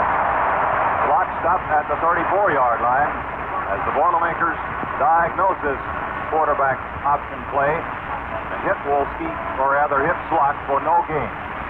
McGinn in to kick for Notre Dame. Dan McGinn in to kick for the Irish. Lines up in long punt formation on his own 21-yard line. He's gotten away a couple of fine kicks today. Purdue loading that middle. Here's the rush. There's the boot. It's an end-over-end kick. Bouncing on the 30-yard line of Purdue. Gordon Teeter takes it on the run, and the 23 hit and stopped at the 25-yard line. Finally wrestled down by 3 Irish. Gordon Teeter tackled by Gerald Kelly. Jerry Kelly and Tom Talaga and Bill Wolsky all on the tackle as Gordon Teeter let that ball bounce on the 30. Took a long bounce. He scooped it up on the 22-yard line on the run. Couldn't get away from the first Irishman. Did manage to make a yard upfield after he caught that ball and was tackled on the 24-yard line. A 43-yard kick by McGinn. McGinn didn't kick as well that time as he had the previous time, but the rush was better up the middle on that kick. Here's Breezy in motion. The flag is out. The flag is out. There's an offside penalty called against the Notre Damer. Pete Duranko jumped offside. Duranko played 6 minutes last year. He was a fullback for the Irish. 5-yard penalty against the Irish, their first penalty of the day. First one accepted by the Boilermakers, we should say. The first credited officially against Notre Dame makes it 1st and 5 for Purdue on the Purdue 30-yard line. 3 minutes, 40 seconds left to go in the third period. The Boilermakers stretch formation is strong right. An Irishman jumps offside on the right side of the Notre Dame line. This time, the penalty is called against Purdue. They say Purdue drew them offside. So the ball moves back to the 25-yard line. It's 1st and 10 for Purdue.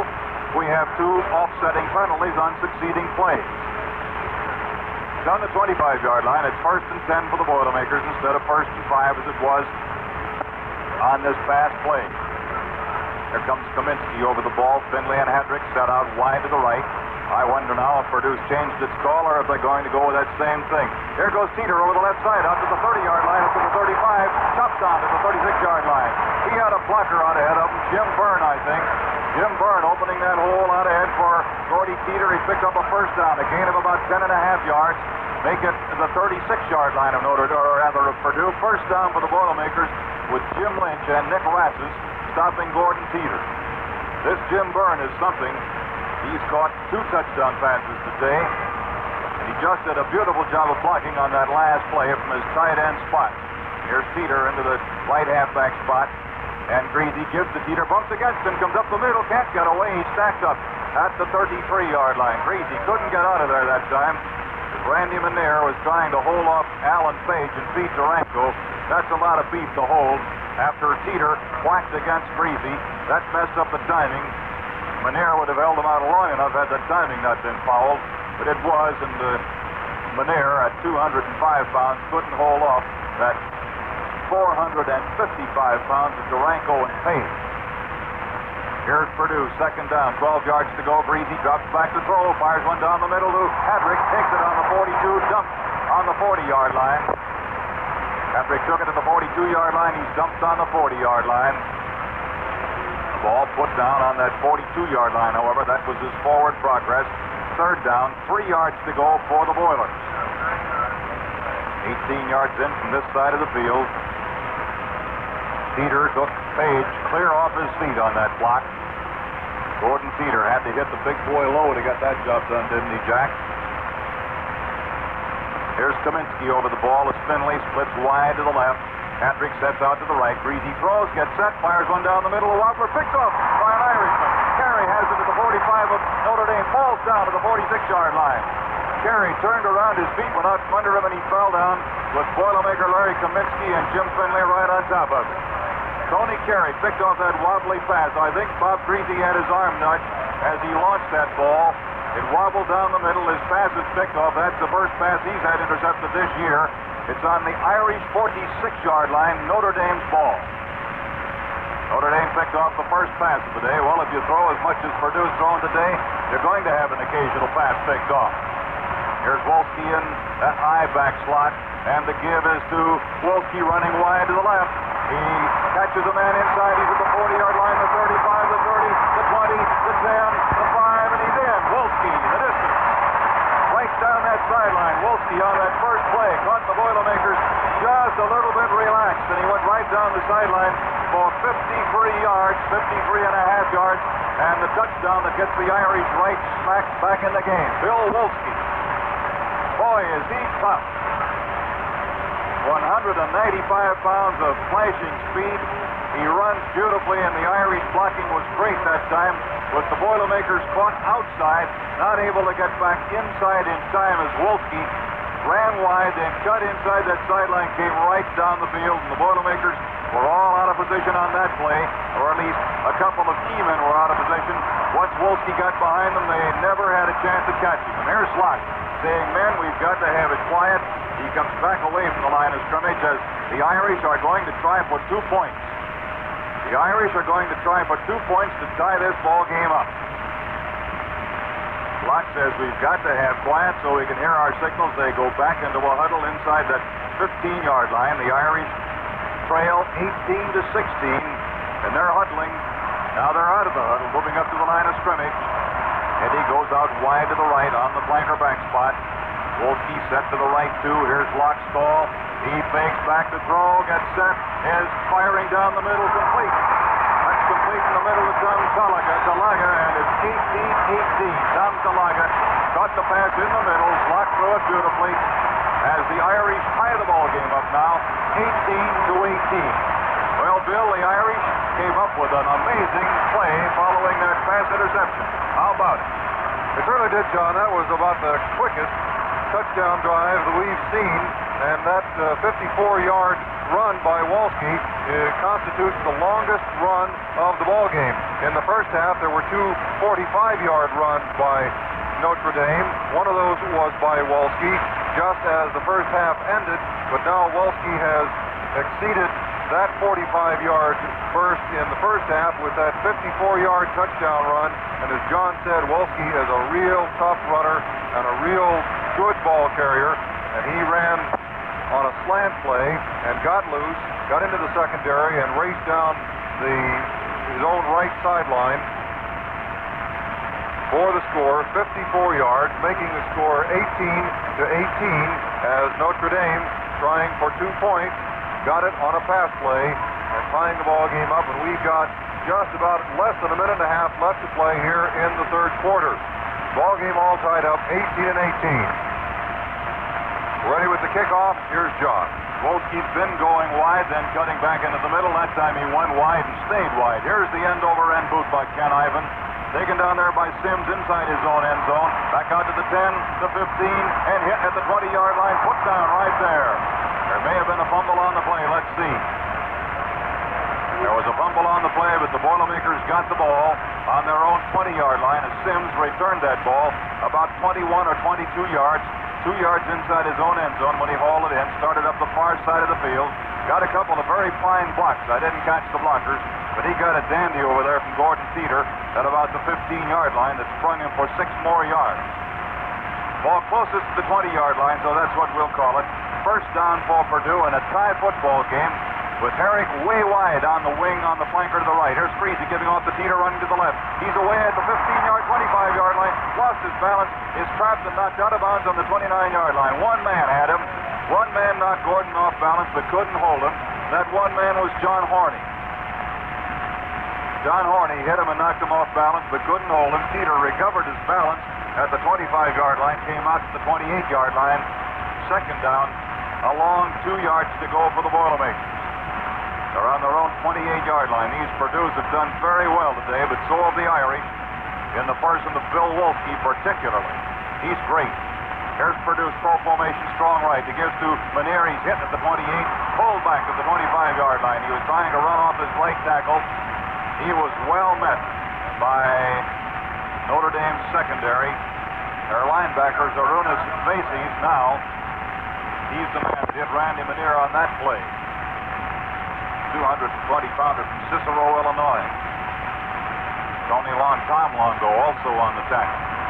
So for the Boilermakers, third down, 2 yards to go. Patrick flanked wide right. Here's Freese giving off to Teeter. Teeter's hit of the line, stopped. Lynch got him. Jim Lynch hit Gordon Teeter back of the line as the Boilermakers are trying to whipsaw the Irish, but without success that time. They sent Manier to the right, then Teeter back to the left, but the Irish were ready for Gordon Teeter on his off-tackle smash. Stopped him at the 29-yard line, a gain of 1. It'll be fourth down, and about 2 for the Boilermakers. And the Boilermakers look to the bench to see what the call ought to be. There is the end of the third quarter. Purdue just waiting so they can kick with what little wind there is remaining. I believe, let's see. The clock shows the third quarter's ended. The official still hasn't signaled the end of the third quarter. Teams haven't changed the ends of the field. In for the Boilermakers come Lou Sims and Lance Olson. Olson replacing Hop. Sims will replace Dave Herrick at the flanker back post for the Boilermakers. And the clock was effectively stopped, though the scoreboard clock shows times out. The clock was effectively stopped, I believe, by Notre Dame calling a timeout, though I can't tell for certain. So the Boilermakers will have to kick into the wind. There isn't a whole lot of wind, but it's picked up just since we said it had died down. Bob Greasy back to punt on his own 15-yard line. There's the pass back to Greasy low. He gets it away. An end-over-ender not carrying very deeply. Bouncing on that 45, gets a good roll into the Notre Dame 45. On down there to the 41-yard line, rolls dead right there. Bob Greasy's kick rolling dead in the Notre Dame 41-yard line. Again, that kick went high in the air, got a fortunate roll, and the Boilermakers needed that roll that time because the kick was short. Well, that's the end of the third period. The Boilermakers and the Irish 18-18. Let's pause to remind you that this is the Purdue Football Network. Bill Shigley, a brand new ball game with 15 minutes to go. Certainly is, John. Purdue had a 2-point lead at halftime, 12-10, and there were 2 touchdowns in that third quarter. The first one by Purdue, of course, their third of the game. And the plays that were key in that drive, which went 80 yards in 10 plays, were 3 passes, 2 of them to Bob Hadrick for 20 and 15 yards, and then an 11-yard pass to Jim Byrne, who has been doing a fine job for the Boilermakers this afternoon. He's caught 2 touchdown passes, but that touchdown was scored on a pass from Bob Greasy to Randy Manier, the first pass that he's caught in the ballgame, I believe. And he caught that pass from the 12-yard line in the end zone giving Purdue an 18-10 advantage. And then Notre Dame came back, was not able to move the ball, had to kick Purdue. Purdue moved the ball, but were not able to score. They were stopped by, or rather, a pass was intercepted by Carey, Greasy's first interception of the ball game. That pass was intercepted by Carey on the Notre Dame 46-yard line, and then, as you just heard a couple of moments ago, Wolsky ran 54 yards for a TD. A two-point play was good by Notre Dame. The score is tied 18-18 as we begin the fourth quarter. Here's John. The Irish high formation with Slock giving off to his fullback, Gunjar. Gunjar up over the 40, stopped as he goes over right guard at about the 43 or 44-yard line. Untangled, and they're putting the ball on the 43-yard line. A gain of 2 on the play. Lou Sims coming in the Boilermaker defensive backfield to replace Bob Corby. Corby's a sophomore, Sims is a junior. The Irish come up to the line of scrimmage. Timeout called by Purdue. Timeout taken by Purdue, so let's pause briefly as Purdue takes timeout. Last year against the Irish, Purdue had 17 first downs. The Irish had 16 first downs. Purdue gained 81 yards rushing, 152 yards gained by Notre Dame rushing. Boilermakers passed for 142 yards, Notre Dame for 135 yards. Purdue hit 13 out of 28 passes, the Irish 10 out of 21. Purdue had 3 passes intercepted last year, and the Irish just 1. Today, that last pass interception, the first of the game, has enabled Notre Dame to tie Purdue at 18-18. By rushing today, Purdue has 112 yards, Notre Dame 221 yards. By passing, Purdue has 185 yards, Notre Dame 8 yards. Those statistics are unofficial, but believe me, they won't be off very far. So Purdue's outgained Notre Dame 297 to 229 yards. But the Irish on the ground have gone for 221 yards. A very fine rushing attack. That 221 yards helped immensely by the 54 yards just tacked on it by Bill Wolsky. 167 yards before that. The Irish ready to go now. The Boilermakers set to watch this man Wolsky, who's crossed them up time after time with some beautiful and fast running.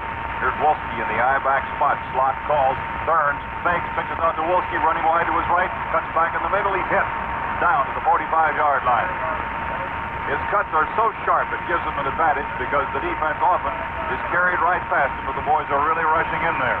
They were rushing in that time, but his cut, sharp though it was, didn't fool all of the backers that were coming in to get Wolsky. Makes the offensive coaching job a little bit easier when you've got a man with skills like Wolsky. Janaska and Long were the men that made the tackles for Purdue. Third down, 6 yards to go for Notre Dame. McGinn is in the backfield for the Irish. This time it's a pass by a halfback, and it's out ahead, complete to the Purdue 45-yard line to Tom Delaga, covered by Charlie King. The passer was Dan McGinn, who was in place of Bill Wolsky.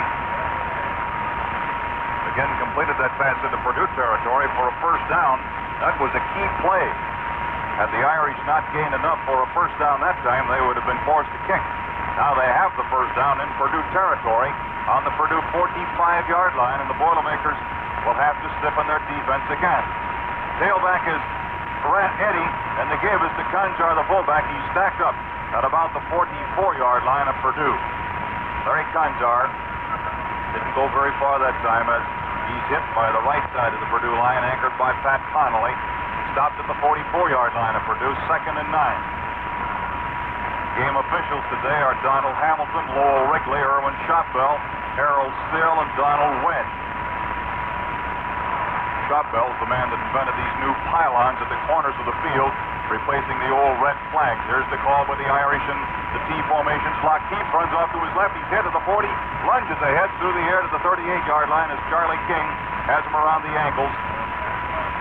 Hit at the 30, at the 40, stopped at the 38-yard line. Bill Slock stopped 2 yards short of a first down, maybe a short 2 yards on the 38-yard line of Purdue. Charlie King draped around the ankles of Bill Block as the Irish are moving deeper into Purdue territory. Boilermakers have a six-man line right now. 6-2-3. Here's Locke giving off to Wolsky, running wide to the right, slips and falls down on the 37-yard line. He was covered by Lou Sims, John Charles, and George Olean at the 37-yard line. So for the Irish, it's 4th and 2. And if I know Parsegian and the Irish, they're going to go for this one. Fairly long field goal try in for the Irish. Comes Dan Harshman. Dan Harshman into halfback in place of Bill Wolsky with a play from the bench, undoubtedly. 4th and 2 for Notre Dame. I don't think the problem of punting ever occurred to Ara Parsegian on Purdue's 37-yard line. I don't think he ever even thought of it. The flag is out. Notre Dame took too long getting that play underway, so it'll be 4th and 7. 4th and 7 for Notre Dame, and in for the Irish come McGinn and Martin. McGinn and Martin, and McGinn may throw that halfback pass again. It's McGinn and Kelly. McGinn and Kelly in the ball game. We may see a Notre Dame punt now. McGinn stands back in kick formation on his opponent's 45-yard line. Kelly's the man that centers the ball on punt situations. It's 4th and 7 instead of 4th and 2 following that penalty. There's the pass back to McGinn. Here's his boot. An end-over-ender, not carrying very deeply, bouncing on the 22. Gets a good Notre Dame roll, rolling dead inside that Boilermaker 10-yard line, just barely inside the 10, 18 yards in from that far sideline. So it's Purdue's ball now on their own 10-yard line. The Boilermakers get their offensive unit on the field as the Irish put their defensive boys on the play. It's on the 10. It's Purdue's ball, and it's up to Purdue to move that football now. They had the ball on their 20-yard line, couldn't move, had to punt. Now they've got it on their 10-yard line. Let's see if they can move this time. Purdue's deep in its own territory. The Notre Dame team is playing now, of course, for that break. It'll give them the ball in Purdue territory. They've got the Boilermakers backed up to the Boilermakers 10-yard line. Hedrick flexes wide left. Finley sets outside Hedrick also on the left. Here's the give. The teeter through the hole in the middle, and it's quickly plugged up and stopped by a linebacker as Notre Dame stopped Teeter right at the 10-yard line. He's grabbed on the play by Pete Duranko. Pete Duranko, the backer, shot the gap, grabbed Teeter. Notre Dame was in a four-man line with four backers. The backers shot through and hit Teeter just as he hit the line of scrimmage. Very little gain on the play. We're going to stick with 2nd and 10, though the ball is upfield about the length of the football. Here's Finley, way wide to the right, or rather to the left, with Hedrick also split to the left. Boilermakers calling.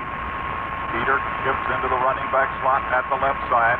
Here's Freezy getting hit back to the line. Dancing comes up through the middle, hit at the 7 and pulled down at the 8-yard line. Freezy tried to drop straight back and hit a man wide to the left. He was looking out there for Finley, who was covered by Carey. Page came in and stopped Freezy back on the 8-yard line. So for Purdue, 3rd and 12. 3rd and 12, and the Boilermakers are keeping the door closed on the Boilermakers when Purdue has the ball deep in their own territory and needs to get some yards. Notre Dame ready. The Boilermakers at the line of scrimmage. They set Finley right, split Hedrick left, send Teeter in motion also to the left. Pass out to Teeter, the swing pass to 10, the 15, the 20, the 25, and hauled down to the 29-yard line. Gordon Teeter on the swing pass out to the left, pulled down by Dave Martin at the 29-yard line when Teeter looked as though he might have an open field ahead of him. Gordon's not fast. He has excellent balance and he has good speed, but he's not terrific. Martin had the angle. Teeter couldn't beat him. Didn't try to get fancy, just kept on coming up the sideline. The Boilermakers come out of there on a 3rd down pass play beautifully. Greasy to Teeter for the 1st down on the 30. Purdue's 18 yards in from this side of the field now with a little elbow room. Big gamble by Bob Greasy. Here's the shift by the Purdue's. Greasy calls, fakes, gives off to Teeter, coming back to the left, up the middle of 35, hit down at the 37-yard line. Gordon Teeter, tackled by Jim Lynch of Notre Dame, and by Arunas Vazis of the Irish at the 37-yard line of Purdue. Gordon Teeter picking up 7 yards as he pulled the Bill Wolsky that time, hit over left tackle, cut sharply back toward his right, toward the middle of the field, stopped for a 7-yard gain. 8.5 minutes left to go in the game. It's a tie ball game, 18 all. Breezy throws out to the right, complete to Finley, the 45, hit down to the 50-yard line. Jim Finley took his first pass in that flanker spot today, makes the first down on the midfield stripe. And let's pause very briefly for station identification. This is the Purdue Football Network. 18-18. We're not quite midway through that fourth quarter now. The Boilermakers and the Irish tied here in Ross-Ade Stadium. In motion goes Teeter to the right. They send the man out to cover him. Breezy gets set, comes back to the left, gets a block. He's at the 50, the 45, straight on the man. Fumbles the ball. Picked up by the Irish on the 39-yard line. Breezy trying to straight arm an Irishman that time, and the Irish recover the fumble on the 39-yard line of Notre Dame. Recovering the ball was Dan Gamitter. Breezy trying to straight arm an Irishman, had it done, but he got an extra jerk as he was going down, lost the ball. The Irish recover on their own 39-yard line. Arunas Vassis is the man that tackled Bob Breezy, jerked him loose from the football. The Irish ready to go now. The Boilermakers in much better shape than they were just a couple of minutes ago when they had the ball on their own 10-yard line, on their own 8-yard line. Third down, 12 to go, however. Here's the call by Zlock. Turns, fakes the contact, gives off to Eddie. Way back of the line of scrimmage, gets away from Long. Hits down at the 38-yard line.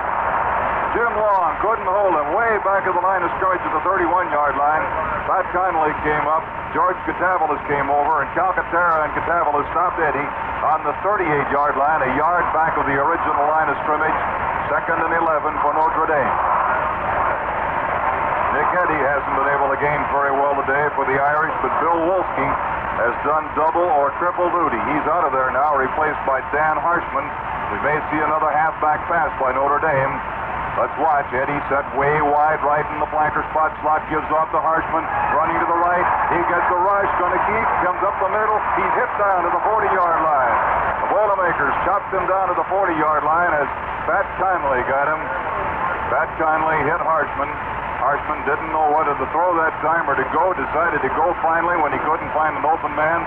Is cut down for a 2-yard gain. It'll be 3rd now and 9 for Notre Dame on their own 40-yard line. Wolsky back in the ball game in place of Eddy. Harshman and Wolsky both in the game right now, and a timeout is called by Notre Dame. Well, we'll pause briefly as Notre Dame calls timeout. Bill Shigley, things get a little bit hectic in these Notre Dame-Purdue games as time runs out, don't they? They certainly do, John. Bob Greasy was making good yardage, and he got down to about the Notre Dame 35-yard line, and then he was hit very hard.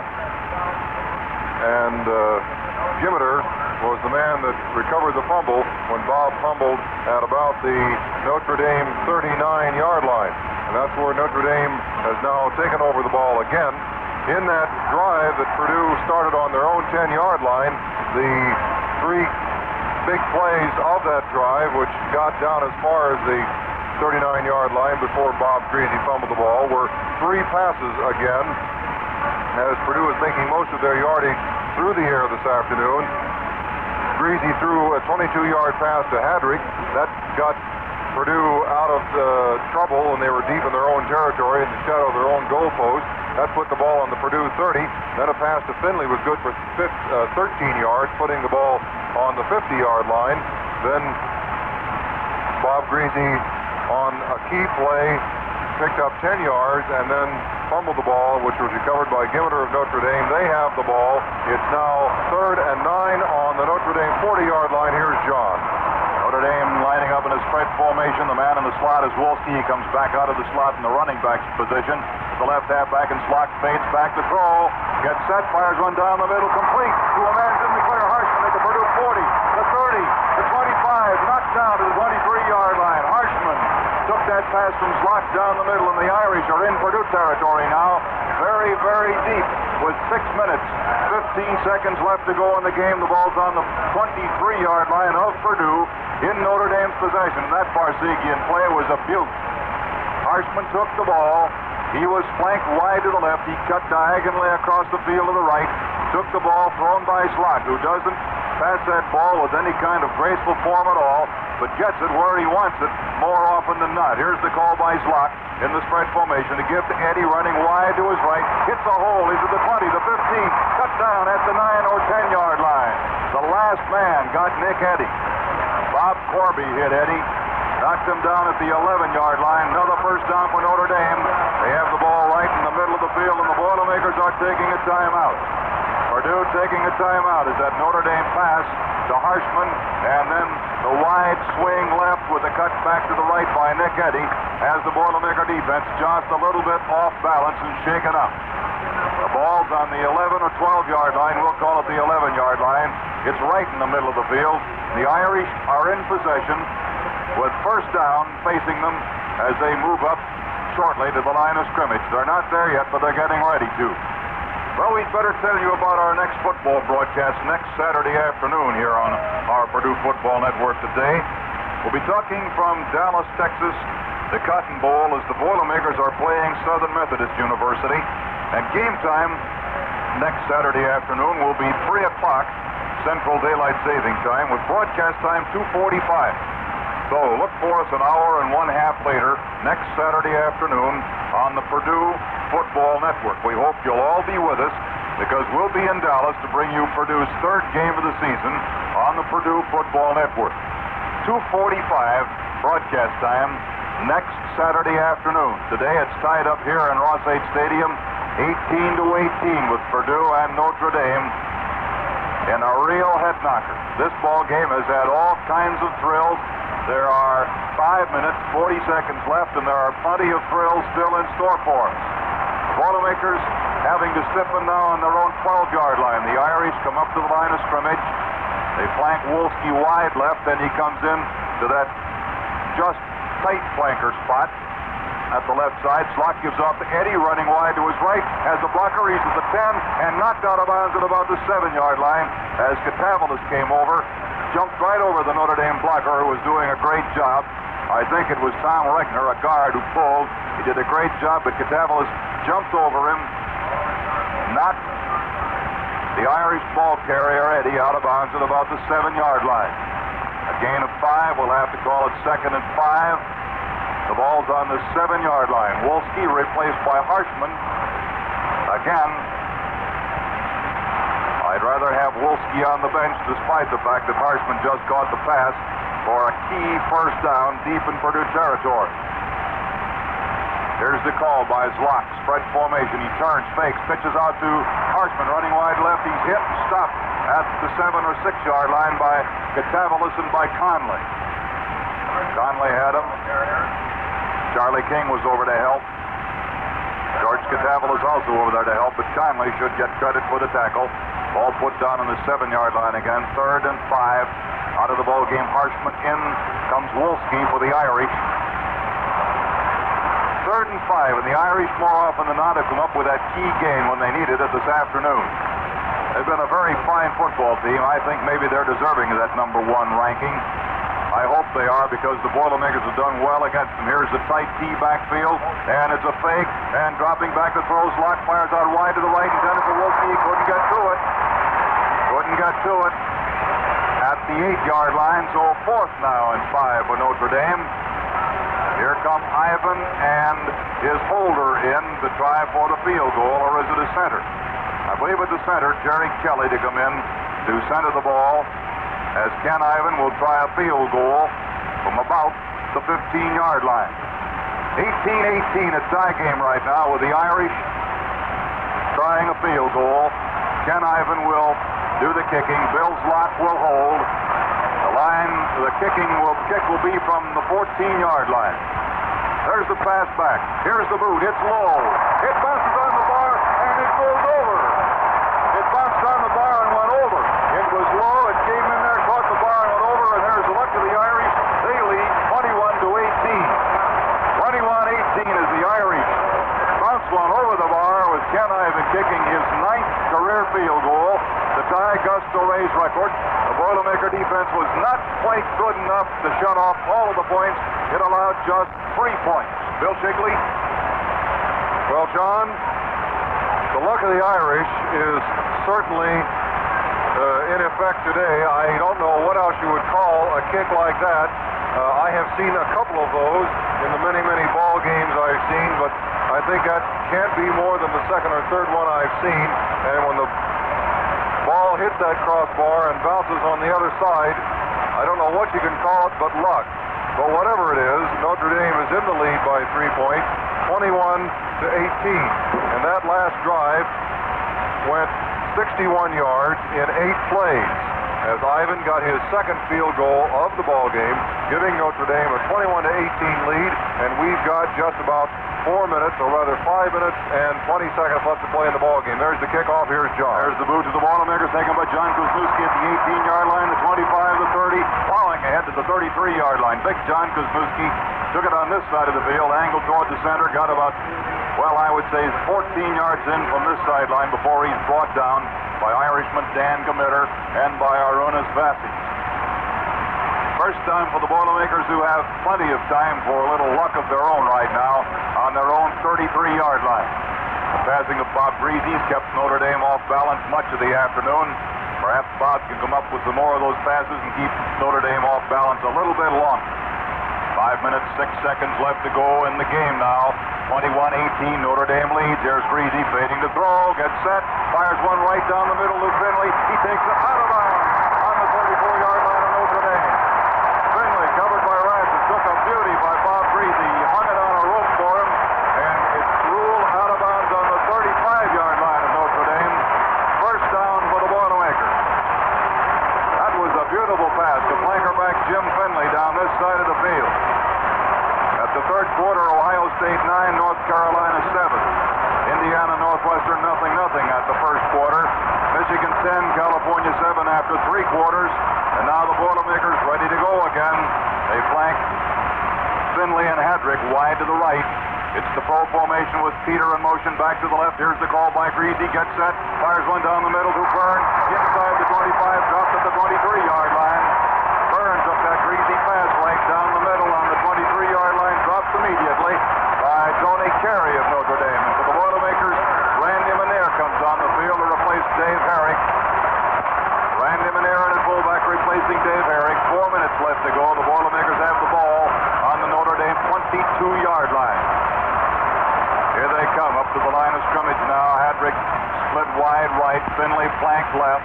As Greasy calls, drops back, gets set, fires one down the middle to Byrne on the 4-yard line, drops down the 3-yard line. Byrne took that ball right in front of Nick Rasmus. It's the first down for Purdue on the 3-yard line. Greasy firing beautifully, and then Jim Byrne is really tough to cover. He's big enough, but he's hard to find. 6'2", 190, but he's Fort Pennsylvania sophomore. Took a very, very important pass on the Notre Dame 3-yard line. Finley out of the ball game, replaced by Herrick in the flankerback spot, and the Boilermakers move up to the line of scrimmage. First down, 3 yards to go. Here's the call by Bob Greasy. The give is to Gordon Teeter. He is in for the touchdown. Teeter in for the touchdown. His score now is 24-21. The Boilermakers back into a 3-point lead. The stands here are wild. Listen to them.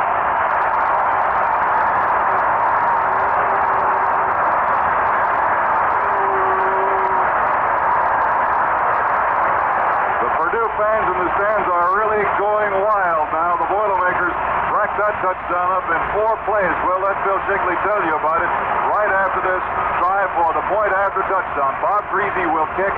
Gordon Teeter will hold. The clock shows 3 minutes and about 12 seconds left to go in the game. 24-21, Purdue leads. There's the snap back. Here's the boot. It is up. It is good.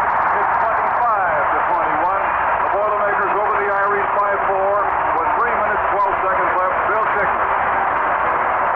Okay, John, on that play, they used Gordon Manier as a decoy on that play, and they gave to Teeter.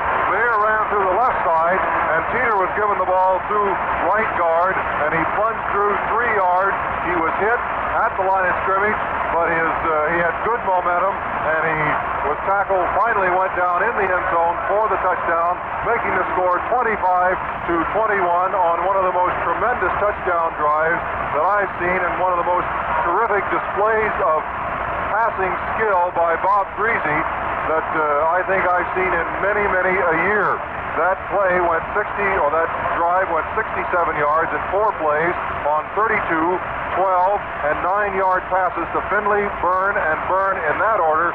Gordon Teeter getting the touchdown on the 4th play, a 3-yard plunge.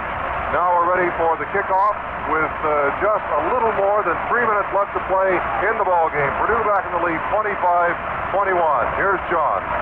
That touchdown drive of 67 yards for the Boilermakers consumed a little over 2 minutes on the clock. Here's Greasy's kick, an end-over-end kick, taken there inside the 20-yard line by Harshman, back to the 30, up the middle, hit down to the 35-yard line. Grabbed and pulled down out there by Boilermaker Lou Sims and by George Olean. That time, George Gedeghi, Notre Dame center, who guns for Bob Greasy on the kickoffs, missed Greasy as Greasy neatly sidestepped the dive. Well, the Irish have the ball now. The clock shows 3 minutes, 6 seconds left to go. Purdue 24, Notre Dame 21. As this ball game has really been something. The lead's changed hands time after time. The clock has started. Here are the Irish ready to go. Bill Slock calling signals. Drops back and rolls out right to throw. Fires one out ahead. Picked up, knocked down by Boilermaker Bob Corby. Pat Connolly was over there trying to take that ball away from Nick Eddy. Eddy is rolling on the field, trying to get the clock stopped, no doubt. And this again is a tactic that Notre Dame has used before. The clock is stopped with 2 minutes, 55 seconds left to go. Nick Eddy out for the pass. Couldn't get to it. And he was shaken up on the 45-yard line of Notre Dame. 25-21, Purdue leading by 4. That 4 could be important if the Irish are able to get in deep. They have a fine field goal kicker in Ken Ivan, who kicked 2 today. We talked about the luck of the Irish on that one Irish field goal. We should expand on that just a little bit, and not to be begrudging Notre Dame that 3-point field goal. That kick was a sailing kick. It didn't have the end-over-end touch that Ivan usually puts on. It sailed as he didn't meet it square. Managed to hit far enough up on that heavy crossbar that it squirted up over it. Went in for the 3-pointer that gave the Irish a 21-18 lead. Sims in the ball game, replacing Corby at the cornerback spot for Purdue. Tom Shane replaces Bill Zock for Notre Dame at quarterback, and Eddy is out of the ball game, replaced by Dan Harshman. Tom Shane at quarterback in place of Bill Zock. Apparently they have a little more confidence in Shane's passing ability, and let's see if that confidence is well founded or not. For Notre Dame, 2nd and 10. That's the second pass in almost the same spot in the field. It's almost been intercepted by the Boilermakers. Here's Shane calling signals. Drops back, fakes. Wolsky fumbles in the backfield. Picks up that loose ball back on the 23-yard line. Wolsky drops the pitch off from Shane. It's down on the 23-yard line. The flag is out, back up on the 35-yard line, however. Flag out on the 35-yard line, and in motion penalty against Notre Dame declined by Purdue because of that long loss occasioned by Wolsky's fumble. The clock consumed about 8 seconds on the play, so that shows 2 minutes, 50 seconds left to go in the football game. 25-21, Purdue in the lead. Purdue leading the Irish by 4 points right now, 25-21. It's 18 yards in from this side of the field. You can never relax against the Notre Dame team, especially not a Parsegian-coached Notre Dame team, because they've got lots and lots of tricks up their short-sleeved jerseys. Here's the call. Wolsky and Conjar back. The gives to Wolsky, running wide to the right, getting ready to throw. Fires one back the far side to Shane. He gets away at the 20, and he's hit at the 25, gets away to the 30, out of bounds on the far side of the field. Out of bounds on the far side of the field at about the 35-yard line. Our spotters here in the radio booth are calling clips, but the referee didn't see the clip on the far side against Jim Long at about the 10-yard line, as Shane runs out to the 32-yard line, where it'll be 4th down for Notre Dame and 12 yards to go. 4th and 12 for the Irish. The clock stopped with 2 minutes, 40 seconds left to go. Shane ran it out of bounds. Notre Dame coming up to the line of scrimmage. They're in their wing tee over to the right, with Wolsky in the slot, dropping back to throws. Lock again, throws right down the middle, picked off by Boilermaker Charlie King. He comes over to this side, the flag is out. He's at the 40-yard line, hits down to the 39-yard line of the Irish. The flag is out on the far side of the field. The officials call interference. And let's see what happens. Charlie King picked off the pass. The clock stopped with 2 minutes, 25 seconds left to go. Plenty of Purdue men around that fast receiver. Maybe somebody shoved him out of the way, and Charlie King grabbed the ball. At any rate, Charlie bumped into one of his own men trying to come out of there in a big hurry. Tried hard to get out of there in a hurry and run with the football. Did so. Came across at this side of the field. Interference called against the Boilermakers. The ball is Notre Dame on the Notre Dame 46-yard line, I believe. Let's wait and see where they put it down. Pass interference called against Purdue. It's a first down for the Irish, automatic, on their own 46-yard line as they were in a spot with fourth down, 12 yards to go. Charlie King came out of there, intercepted the ball, came out this way, but the Boilermakers pushed to get the football, so Notre Dame has the ball, first down, on their own 46-yard line. Andreotti in the ball game replacing Wolsky. Harshman sets way wide to the right. Andreotti in the I-back spot. Here's Locke taking off to Andreotti. He drops the ball. Big pile up on the 39-yard line. Until gets the football. A fumble by Andreotti. The Boilermakers came in there fast. Let's see who was on the bottom of the pile. Slock and Andreotti were in there. So was Calcaterra and Olean. And the Irish got the ball on their own 38-yard line, where it'll be second down now and 18 yards to go. Second and 18 for Notre Dame. They've had two fumbles by halfbacks on pitch-out plays. This time they send Harshman wide left in the flanker spot. Sheridan split to the left. Slock fades to throw. Here's Locke taking his time down the middle. Incomplete, intended for Harshman. Incomplete, intended for Harshman. Harshman called for a pass interference call that time as King jumps up on his back. But the pass was already past Harshman by that time. He dropped it, and so there is no pass incompletion call. Third down, 18 yards to go for the Irish. A minute and 50 seconds left to go. It's 25-21. Purdue in the lead in this football game with the Irish in possession, and every time they crank up, it's exciting. Notre Dame's done so much well today that you worry every time they move up to the line of scrimmage if you're a Purdue fan, and I am. Here's the call. Locke dropping back to throw, rolling out left, gets set, fires one way out to the left. Grabbed there on the far side of the field by Notre Dame's Pete Andreotti, out of bounds on the 49-yard line of Notre Dame. Charlie King right with him. The pass was low, thrown well. King couldn't do anything about breaking it up. It's fourth down now for Notre Dame, 8 yards to go on their own 48-yard line. Well, as we said before, the Irish doing it just as the pros would do it, stopping that clock after every play by getting out of bounds. That time they did it very well. It's fourth down now for the Irish. A minute and 46 seconds left to go as Locke calls. There's Locke dropping back and rolling out right to throw. Being chased on back. Fires a long bomber way down in there for Harshman. He couldn't get to it. Harshman couldn't get to it. He lost Sims as Sims fell down. The flag is out on the 39-yard line. Flag out on the 39-yard line. Let's see what that call is. Harshman got in behind Sims when Sims fell down, but fortunately, Slock overthrew Harshman by about 7 yards, and the flag is out. Holding penalty called against Notre Dame. The Boilermakers will probably decline that penalty. We'll wait and see. Jim Long talking with the official. The Irish putting their defensive unit on the field right now, and the Boilermakers are declining the penalty. The line of scrimmage when Purdue takes over will be the 48-yard line of Notre Dame. A minute and 40 seconds left to go, and now all the Purdue's have to do is hold on to that football. They lead 25-21 over the nation's #1 team, Notre Dame's Fighting Irish. The Irish certainly have lived up to their names today. They've been a fine offensive football team on the ground. They've left something to be desired in the air, but they still hit them through the air lanes when they had to. That Slock to Harshman pass is a case in point. Here's the call by Purdue. Bob Greasy in the pro formation of Purdue with Finley set wide to the right. Sends Teeter in the middle, stacked up at the 45-yard line of Notre Dame. The clock is going, a minute and 30 seconds left to go. Purdue may need a first down so they can run out this clock, but they'll use all the time they can if Notre Dame's not able to stop the clock. Jim Lynch and Ron Jaworski, Notre Dame linebackers, made the tackle of Gordon Teeter on that 2-yard gainer. Second and 8 for Purdue on the Irish 45-yard line. A minute and 12 seconds left to go in the game. Here's Bob Greasy getting ready to call. Notre Dame almost jumped offside as Alan Page twitched on that line.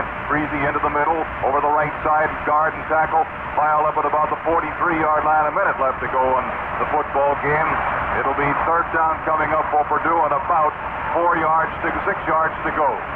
They've gained about 4 yards on those first two plays. They're going slowly back to the huddle, taking all the time they can. 45 seconds left to go in the football game. Purdue wants to run out the clock. They don't want to give the ball back to Notre Dame any way at all. Now the Boilermakers come up to the line of scrimmage. 35 seconds left, 25-21, Purdue leading by 4. Here's Bob Breezy, long call. Still a long call. Turns, gives off to Randy Manier. Driving hard, gets to about the 42-yard line. He's piled up, and now there are about 22 seconds left to go, and the crowd senses that the Irish are not going to get the ball again. 15 seconds left. Manier getting up very slowly, moving back to the huddle, but first taking a look at the clock, and the Boilermakers are jumping around back there and celebrating this victory just a little bit prematurely. 5 seconds left. They're never going to go back to the line of scrimmage. Here they come slowly up to the line of scrimmage, and there's the old ball game. Purdue win 25-21, keeping their record unblemished for the season with 2 wins and no losses. They didn't keep their unscored on record unblemished as the Irish got away quick to an early lead today, but the Boilermakers won it by 4 with a beautiful last 5-minute touchdown drive that covered 67 yards in 4 plays after the Irish had gone ahead 21-18 on Ken Ivins' swift field goal. It hit the bar and bounced over to give them that 3-point margin that looked very, very safe momentarily. Well, we'll be back to tell you all about the football game right after we pause for a minute to remind you that this is the Purdue Football Network. 4 more scores we didn't have time to give you earlier show Holy Cross 7, Harvard 3. After 3 quarters, it's Cornell and Colgate 0-0. And after 3 quarters, Connecticut 3, Yale 0. Indiana and Northwestern are in a scoreless tie after 1 quarter. And Ohio State leads North Carolina after 3 quarters, 9-7. Michigan leads California 10-7 after 3 quarters. Those are the other scores we have in front of us involving Big Ten schools.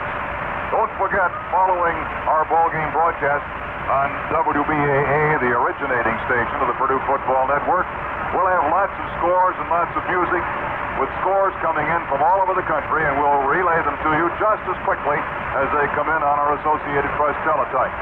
That's after the ballgame from about 4 o'clock until 5:30. So stick around for scores on WBAA. The Boilermakers 25, Notre Dame 21.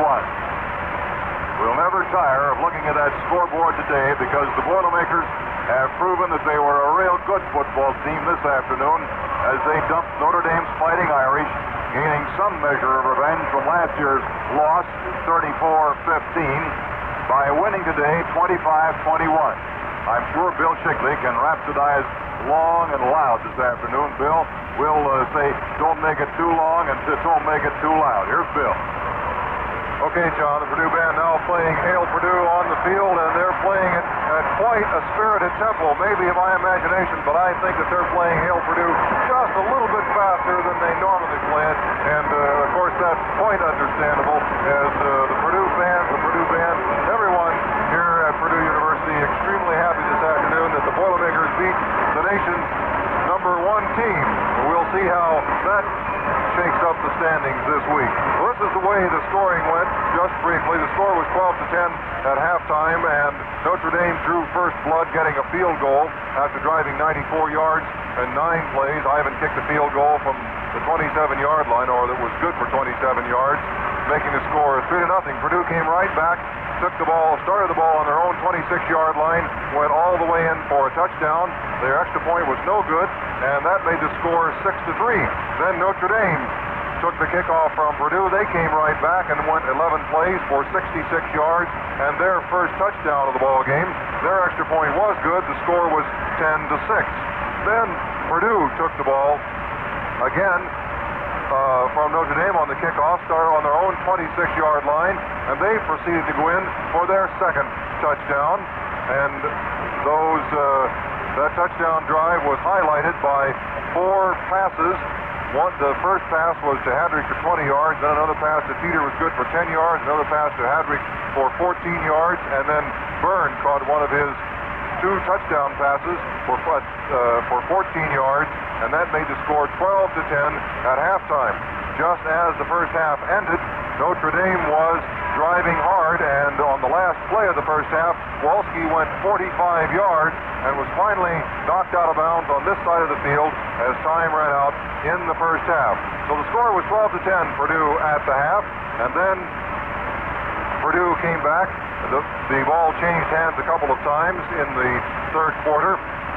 Then Purdue started on their 23-yard line, or rather on their 20-yard line. They went 80 yards in 10 plays on some more spectacular passing by Bob Greasy to Bob Hadrick. 2 passes to Bob Hadrick, another pass to Byrne, and then a pass to Manier for a touchdown. And that made the score Purdue 18 and Notre Dame 10. Notre Dame trailing by 8 points. The ball changed hands a couple of times again, and then just before the third quarter ended, with about 2 minutes left to play in the third quarter, Wolsky, the real tough halfback who probably did one of the best jobs, well, I think we can say did the best job for Notre Dame this afternoon. A tremendous running job by Wolsky. At any rate, he ran 54 yards for a touchdown on the first play after Purdue had punted, or rather after Carey had intercepted a Bob Greasy pass on the Notre Dame, or rather the Purdue 46-yard line. And Wolsky ran 54 yards for a touchdown. A 2-point pass play was good, and that tied the ball game up at 18 all. Then in the fourth quarter, there was a field goal and a touchdown. As I said, the score was tied going into the fourth quarter, 18 all, and then about midway through the fourth quarter, Notre Dame drove 67 yards, or rather, they drove from their 39-yard line, a total of 61 yards, and Ivan kicked his second field goal of the ball game. That made the score Notre Dame 21 and Purdue 18. And then in probably one of the most spectacular passing shows that we have seen in a long, long time by any team, Purdue or otherwise, Bob Greasy started the Boilermakers on their own 33-yard line right after that field goal kickoff by Notre Dame, and a pass to Finley was good for 32 yards, putting the ball on the Notre Dame 35-yard line, giving them a first down. And then on the next play, Greasy threw to Byrne for 12 yards to the Notre Dame 23 and another first down, and then another pass to Byrne, who did a great job of pass receiving this afternoon, as did Bob Hadrick. He took that one for 9 yards. That put the ball on the Notre Dame 3-yard line, and then on the very next play, Gordon Teeter, who did a fine running job for the Boilermakers this afternoon, went over his own right guard after a fake to Manier, and he got the final score for the afternoon for the Boilermakers, putting them ahead. The extra point was good, and the final score 25-21 in a spectacular display of football power and skill this afternoon. A great game, and as it was touted before the game, the nation's #1 game, and I think from the type of football we saw here this afternoon that it certainly was the #1 game in the nation, and personally I'm glad that I saw it. And as tired as I am now that this football game is over, I can imagine what the football players feel like, because it was a real head knocker this afternoon. John? Bill, we're going to pause very briefly for station identification right now. This is the Purdue Football Network. Now we're just about set with our official quick statistic form. We'll be back after a 1-minute pause to bring you those final statistics in the football game. They're amazing. Again, this is the Purdue Football Network. Well, Bill Shigley says he's tired after this football game, and certainly the Boilermakers must be tired. I expect that the Boilermakers are more exhilarated following this victory over Notre Dame than the broadcasters are. I expect Notre Dame is by far the more tired of these two teams. This was a fiercely contested ball game. I thought it was very cleanly played almost all the way.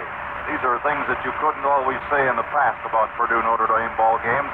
They are always tough football games, but occasionally there have been subversive activities on the field. But today, I think these were undoubtedly held to a minimum, because these were two football teams that were just doing a terrific job of playing football the way it should be played. I think you've got to give lots of credit to Coach Jack Mollenkoff and to his staff and to Coach Ara Parsegian and his staff, because you know how badly these staffs wanted to win the football game. Certainly Notre Dame, with a 1-1 record now, can still equal its last season's record, but they're going to have to hustle because Purdue has shown how Notre Dame can be beaten in this affair this afternoon. Very obviously, Notre Dame's pass defense needs a little bit of bulwarking, and perhaps their passing game needs to be beefed up even more than their pass defense, because through the air this afternoon, Notre Dame didn't gain very many yards. We said we'd have those unofficial statistics. They're official now, and here they are. For the Boilermakers, 22 first downs. For Notre Dame, 13 first downs. Purdue got 15 by passing, 7 by rushing. The Irish got 2 by passing, 8 by rushing, 3 by penalties. Notre Dame rushed for 241 yards. Purdue rushed for 137 yards, but Purdue passed for 283 yards. Notre Dame for 65 yards, and they got at least half that total yardage on one pass, which was deep to Dan Harshman. Purdue threw 22 times, completed an unbelievable 19 of those forward passes. Certainly, this has got to be a real testimonial of Bob Greasy and to his fine receivers today. They were not quite numberless, but nevertheless, Jim Byrne, Bob Hadrick were the key receivers. The Boilermakers had 5 men catching passes. We'll tell you about them when we come down with our rundown of the individual passing statistics. The Boilermakers hit 19 out of 22, had 1 intercepted. The Irish tried 9, hit 4, had none intercepted. Purdue punted 4 times for a 32.7 average. Notre Dame 5 times for a 40.8 average. The Boilermakers fumbled once, lost the ball once. The Irish fumbled twice, didn't lose the ball at all, but those fumbles, every one of them, was a key factor in the ball game. Jack Smalley pointed out to me that the fumble by Bob Greasy on the Irish 39-yard line led to the Irish field goal, which made the score 21-18 Notre Dame, and those 2 fumbles by the Irish snuffed out what could have been successful Notre Dame drives. They were in about the same place on the field as Greasy's fumble was, down here on the 39-yard line in front of us. Each time the Irish halfback dropped the ball, but somebody from Notre Dame managed to fall on it. Purdue penalized 7 times for 75 yards. The last one caused us to choke a little bit because the Boilermakers gave Notre Dame an automatic first down on a 4th down play when they apparently had the ball in their possession and had a good chance to go again against the Irish. However, that all worked out right as the Irish dropped the football and were bottled up by Purdue. Purdue 7 times penalty for 75 yards. The Irish penalized twice for 10 yards. Now, for individual statistics, Bob Greasy, as I said, threw 22 times, hit 19. These passes were picked off by Bob Hadrick, who caught 8, 5 the first half, 3 the second half. Jim Byrne, who caught 5, 2 for touchdowns. Gordon Peter, who caught 3. Jim Finley picked up 2, and Randy Manier caught 1. I believe Manier's was good for a touchdown, and I can't recall if one of Finley's receptions was good for a touchdown or not. Jack, was it? 2 by Byrne, 1 by Manier, 3 touchdowns for the Boilermakers. The other touchdown crunched in by Gordon Peter on a short 3-yard run. For Notre Dame, Zlock threw 8, hit 3. McGinn threw 1, hit 1. 4 out of 9 completions for the Irish, with Harshman picking off 1 pass, Delaga 2, and Andreotti 1. The final score was 25-21. One of the things I think that is most unusual about this football game, and one, of course, that speaks to conditioning of the football players, is the fact that apparently no Boilermaker was hurt today, and also only 1 Irishman was shaken up. Well, 2 were shaken up. Eddie had the wind knocked out of him. Kevin Hardy got shaken up, but both Eddie and Hardy were back in the ball game, and so hard-fought though this ball game was, there were no injuries to either team, at least none that are apparent today. Of course, there'll be plenty of bumps and bruises and sore people walking around both campuses tomorrow from the jarring shocks of this ball game, but I expect everybody will be able to compete again next Saturday afternoon, barring any kind of practice injuries this week. Well, we'd like to tell you about next Saturday afternoon before we quit. We'll begin at 2:45 on our Purdue Football Network next Saturday as we talk from the Cotton Bowl down in Dallas when Purdue squares off against Southern Methodist University. Game time, 3 o'clock Central Daylight Time. Broadcast time, 2:45. We hope you'll be with us on the Purdue Football Network next Saturday afternoon. I'd like to thank all my fine assistants this afternoon. Bill Lamb, who spotted Notre Dame, Jack Smalley, our producer and Purdue spotter, Bill Shigley, color man and band expert, and our engineer, Bob Burkhart, of our WBAA staff. This is Johnny DeCamp speaking. That final score still in lights on the scoreboard, and it still looks good. Purdue 25, Notre Dame 21, as the Boilermakers dump the #1 team in the nation. One more thing. Certainly off this performance, the Boilermakers should be one of the top-rated teams in the football poll this week. And also, off his fine performance, I would suspect that Bob Greasy might well be the back of the week in the nation because his 19 out of 22 is going to be awfully hard to top at any time. That's it from Ross H. Stadium on the Purdue Football Network. We'd like to remind you for the final time this afternoon that this is the Purdue Football Network.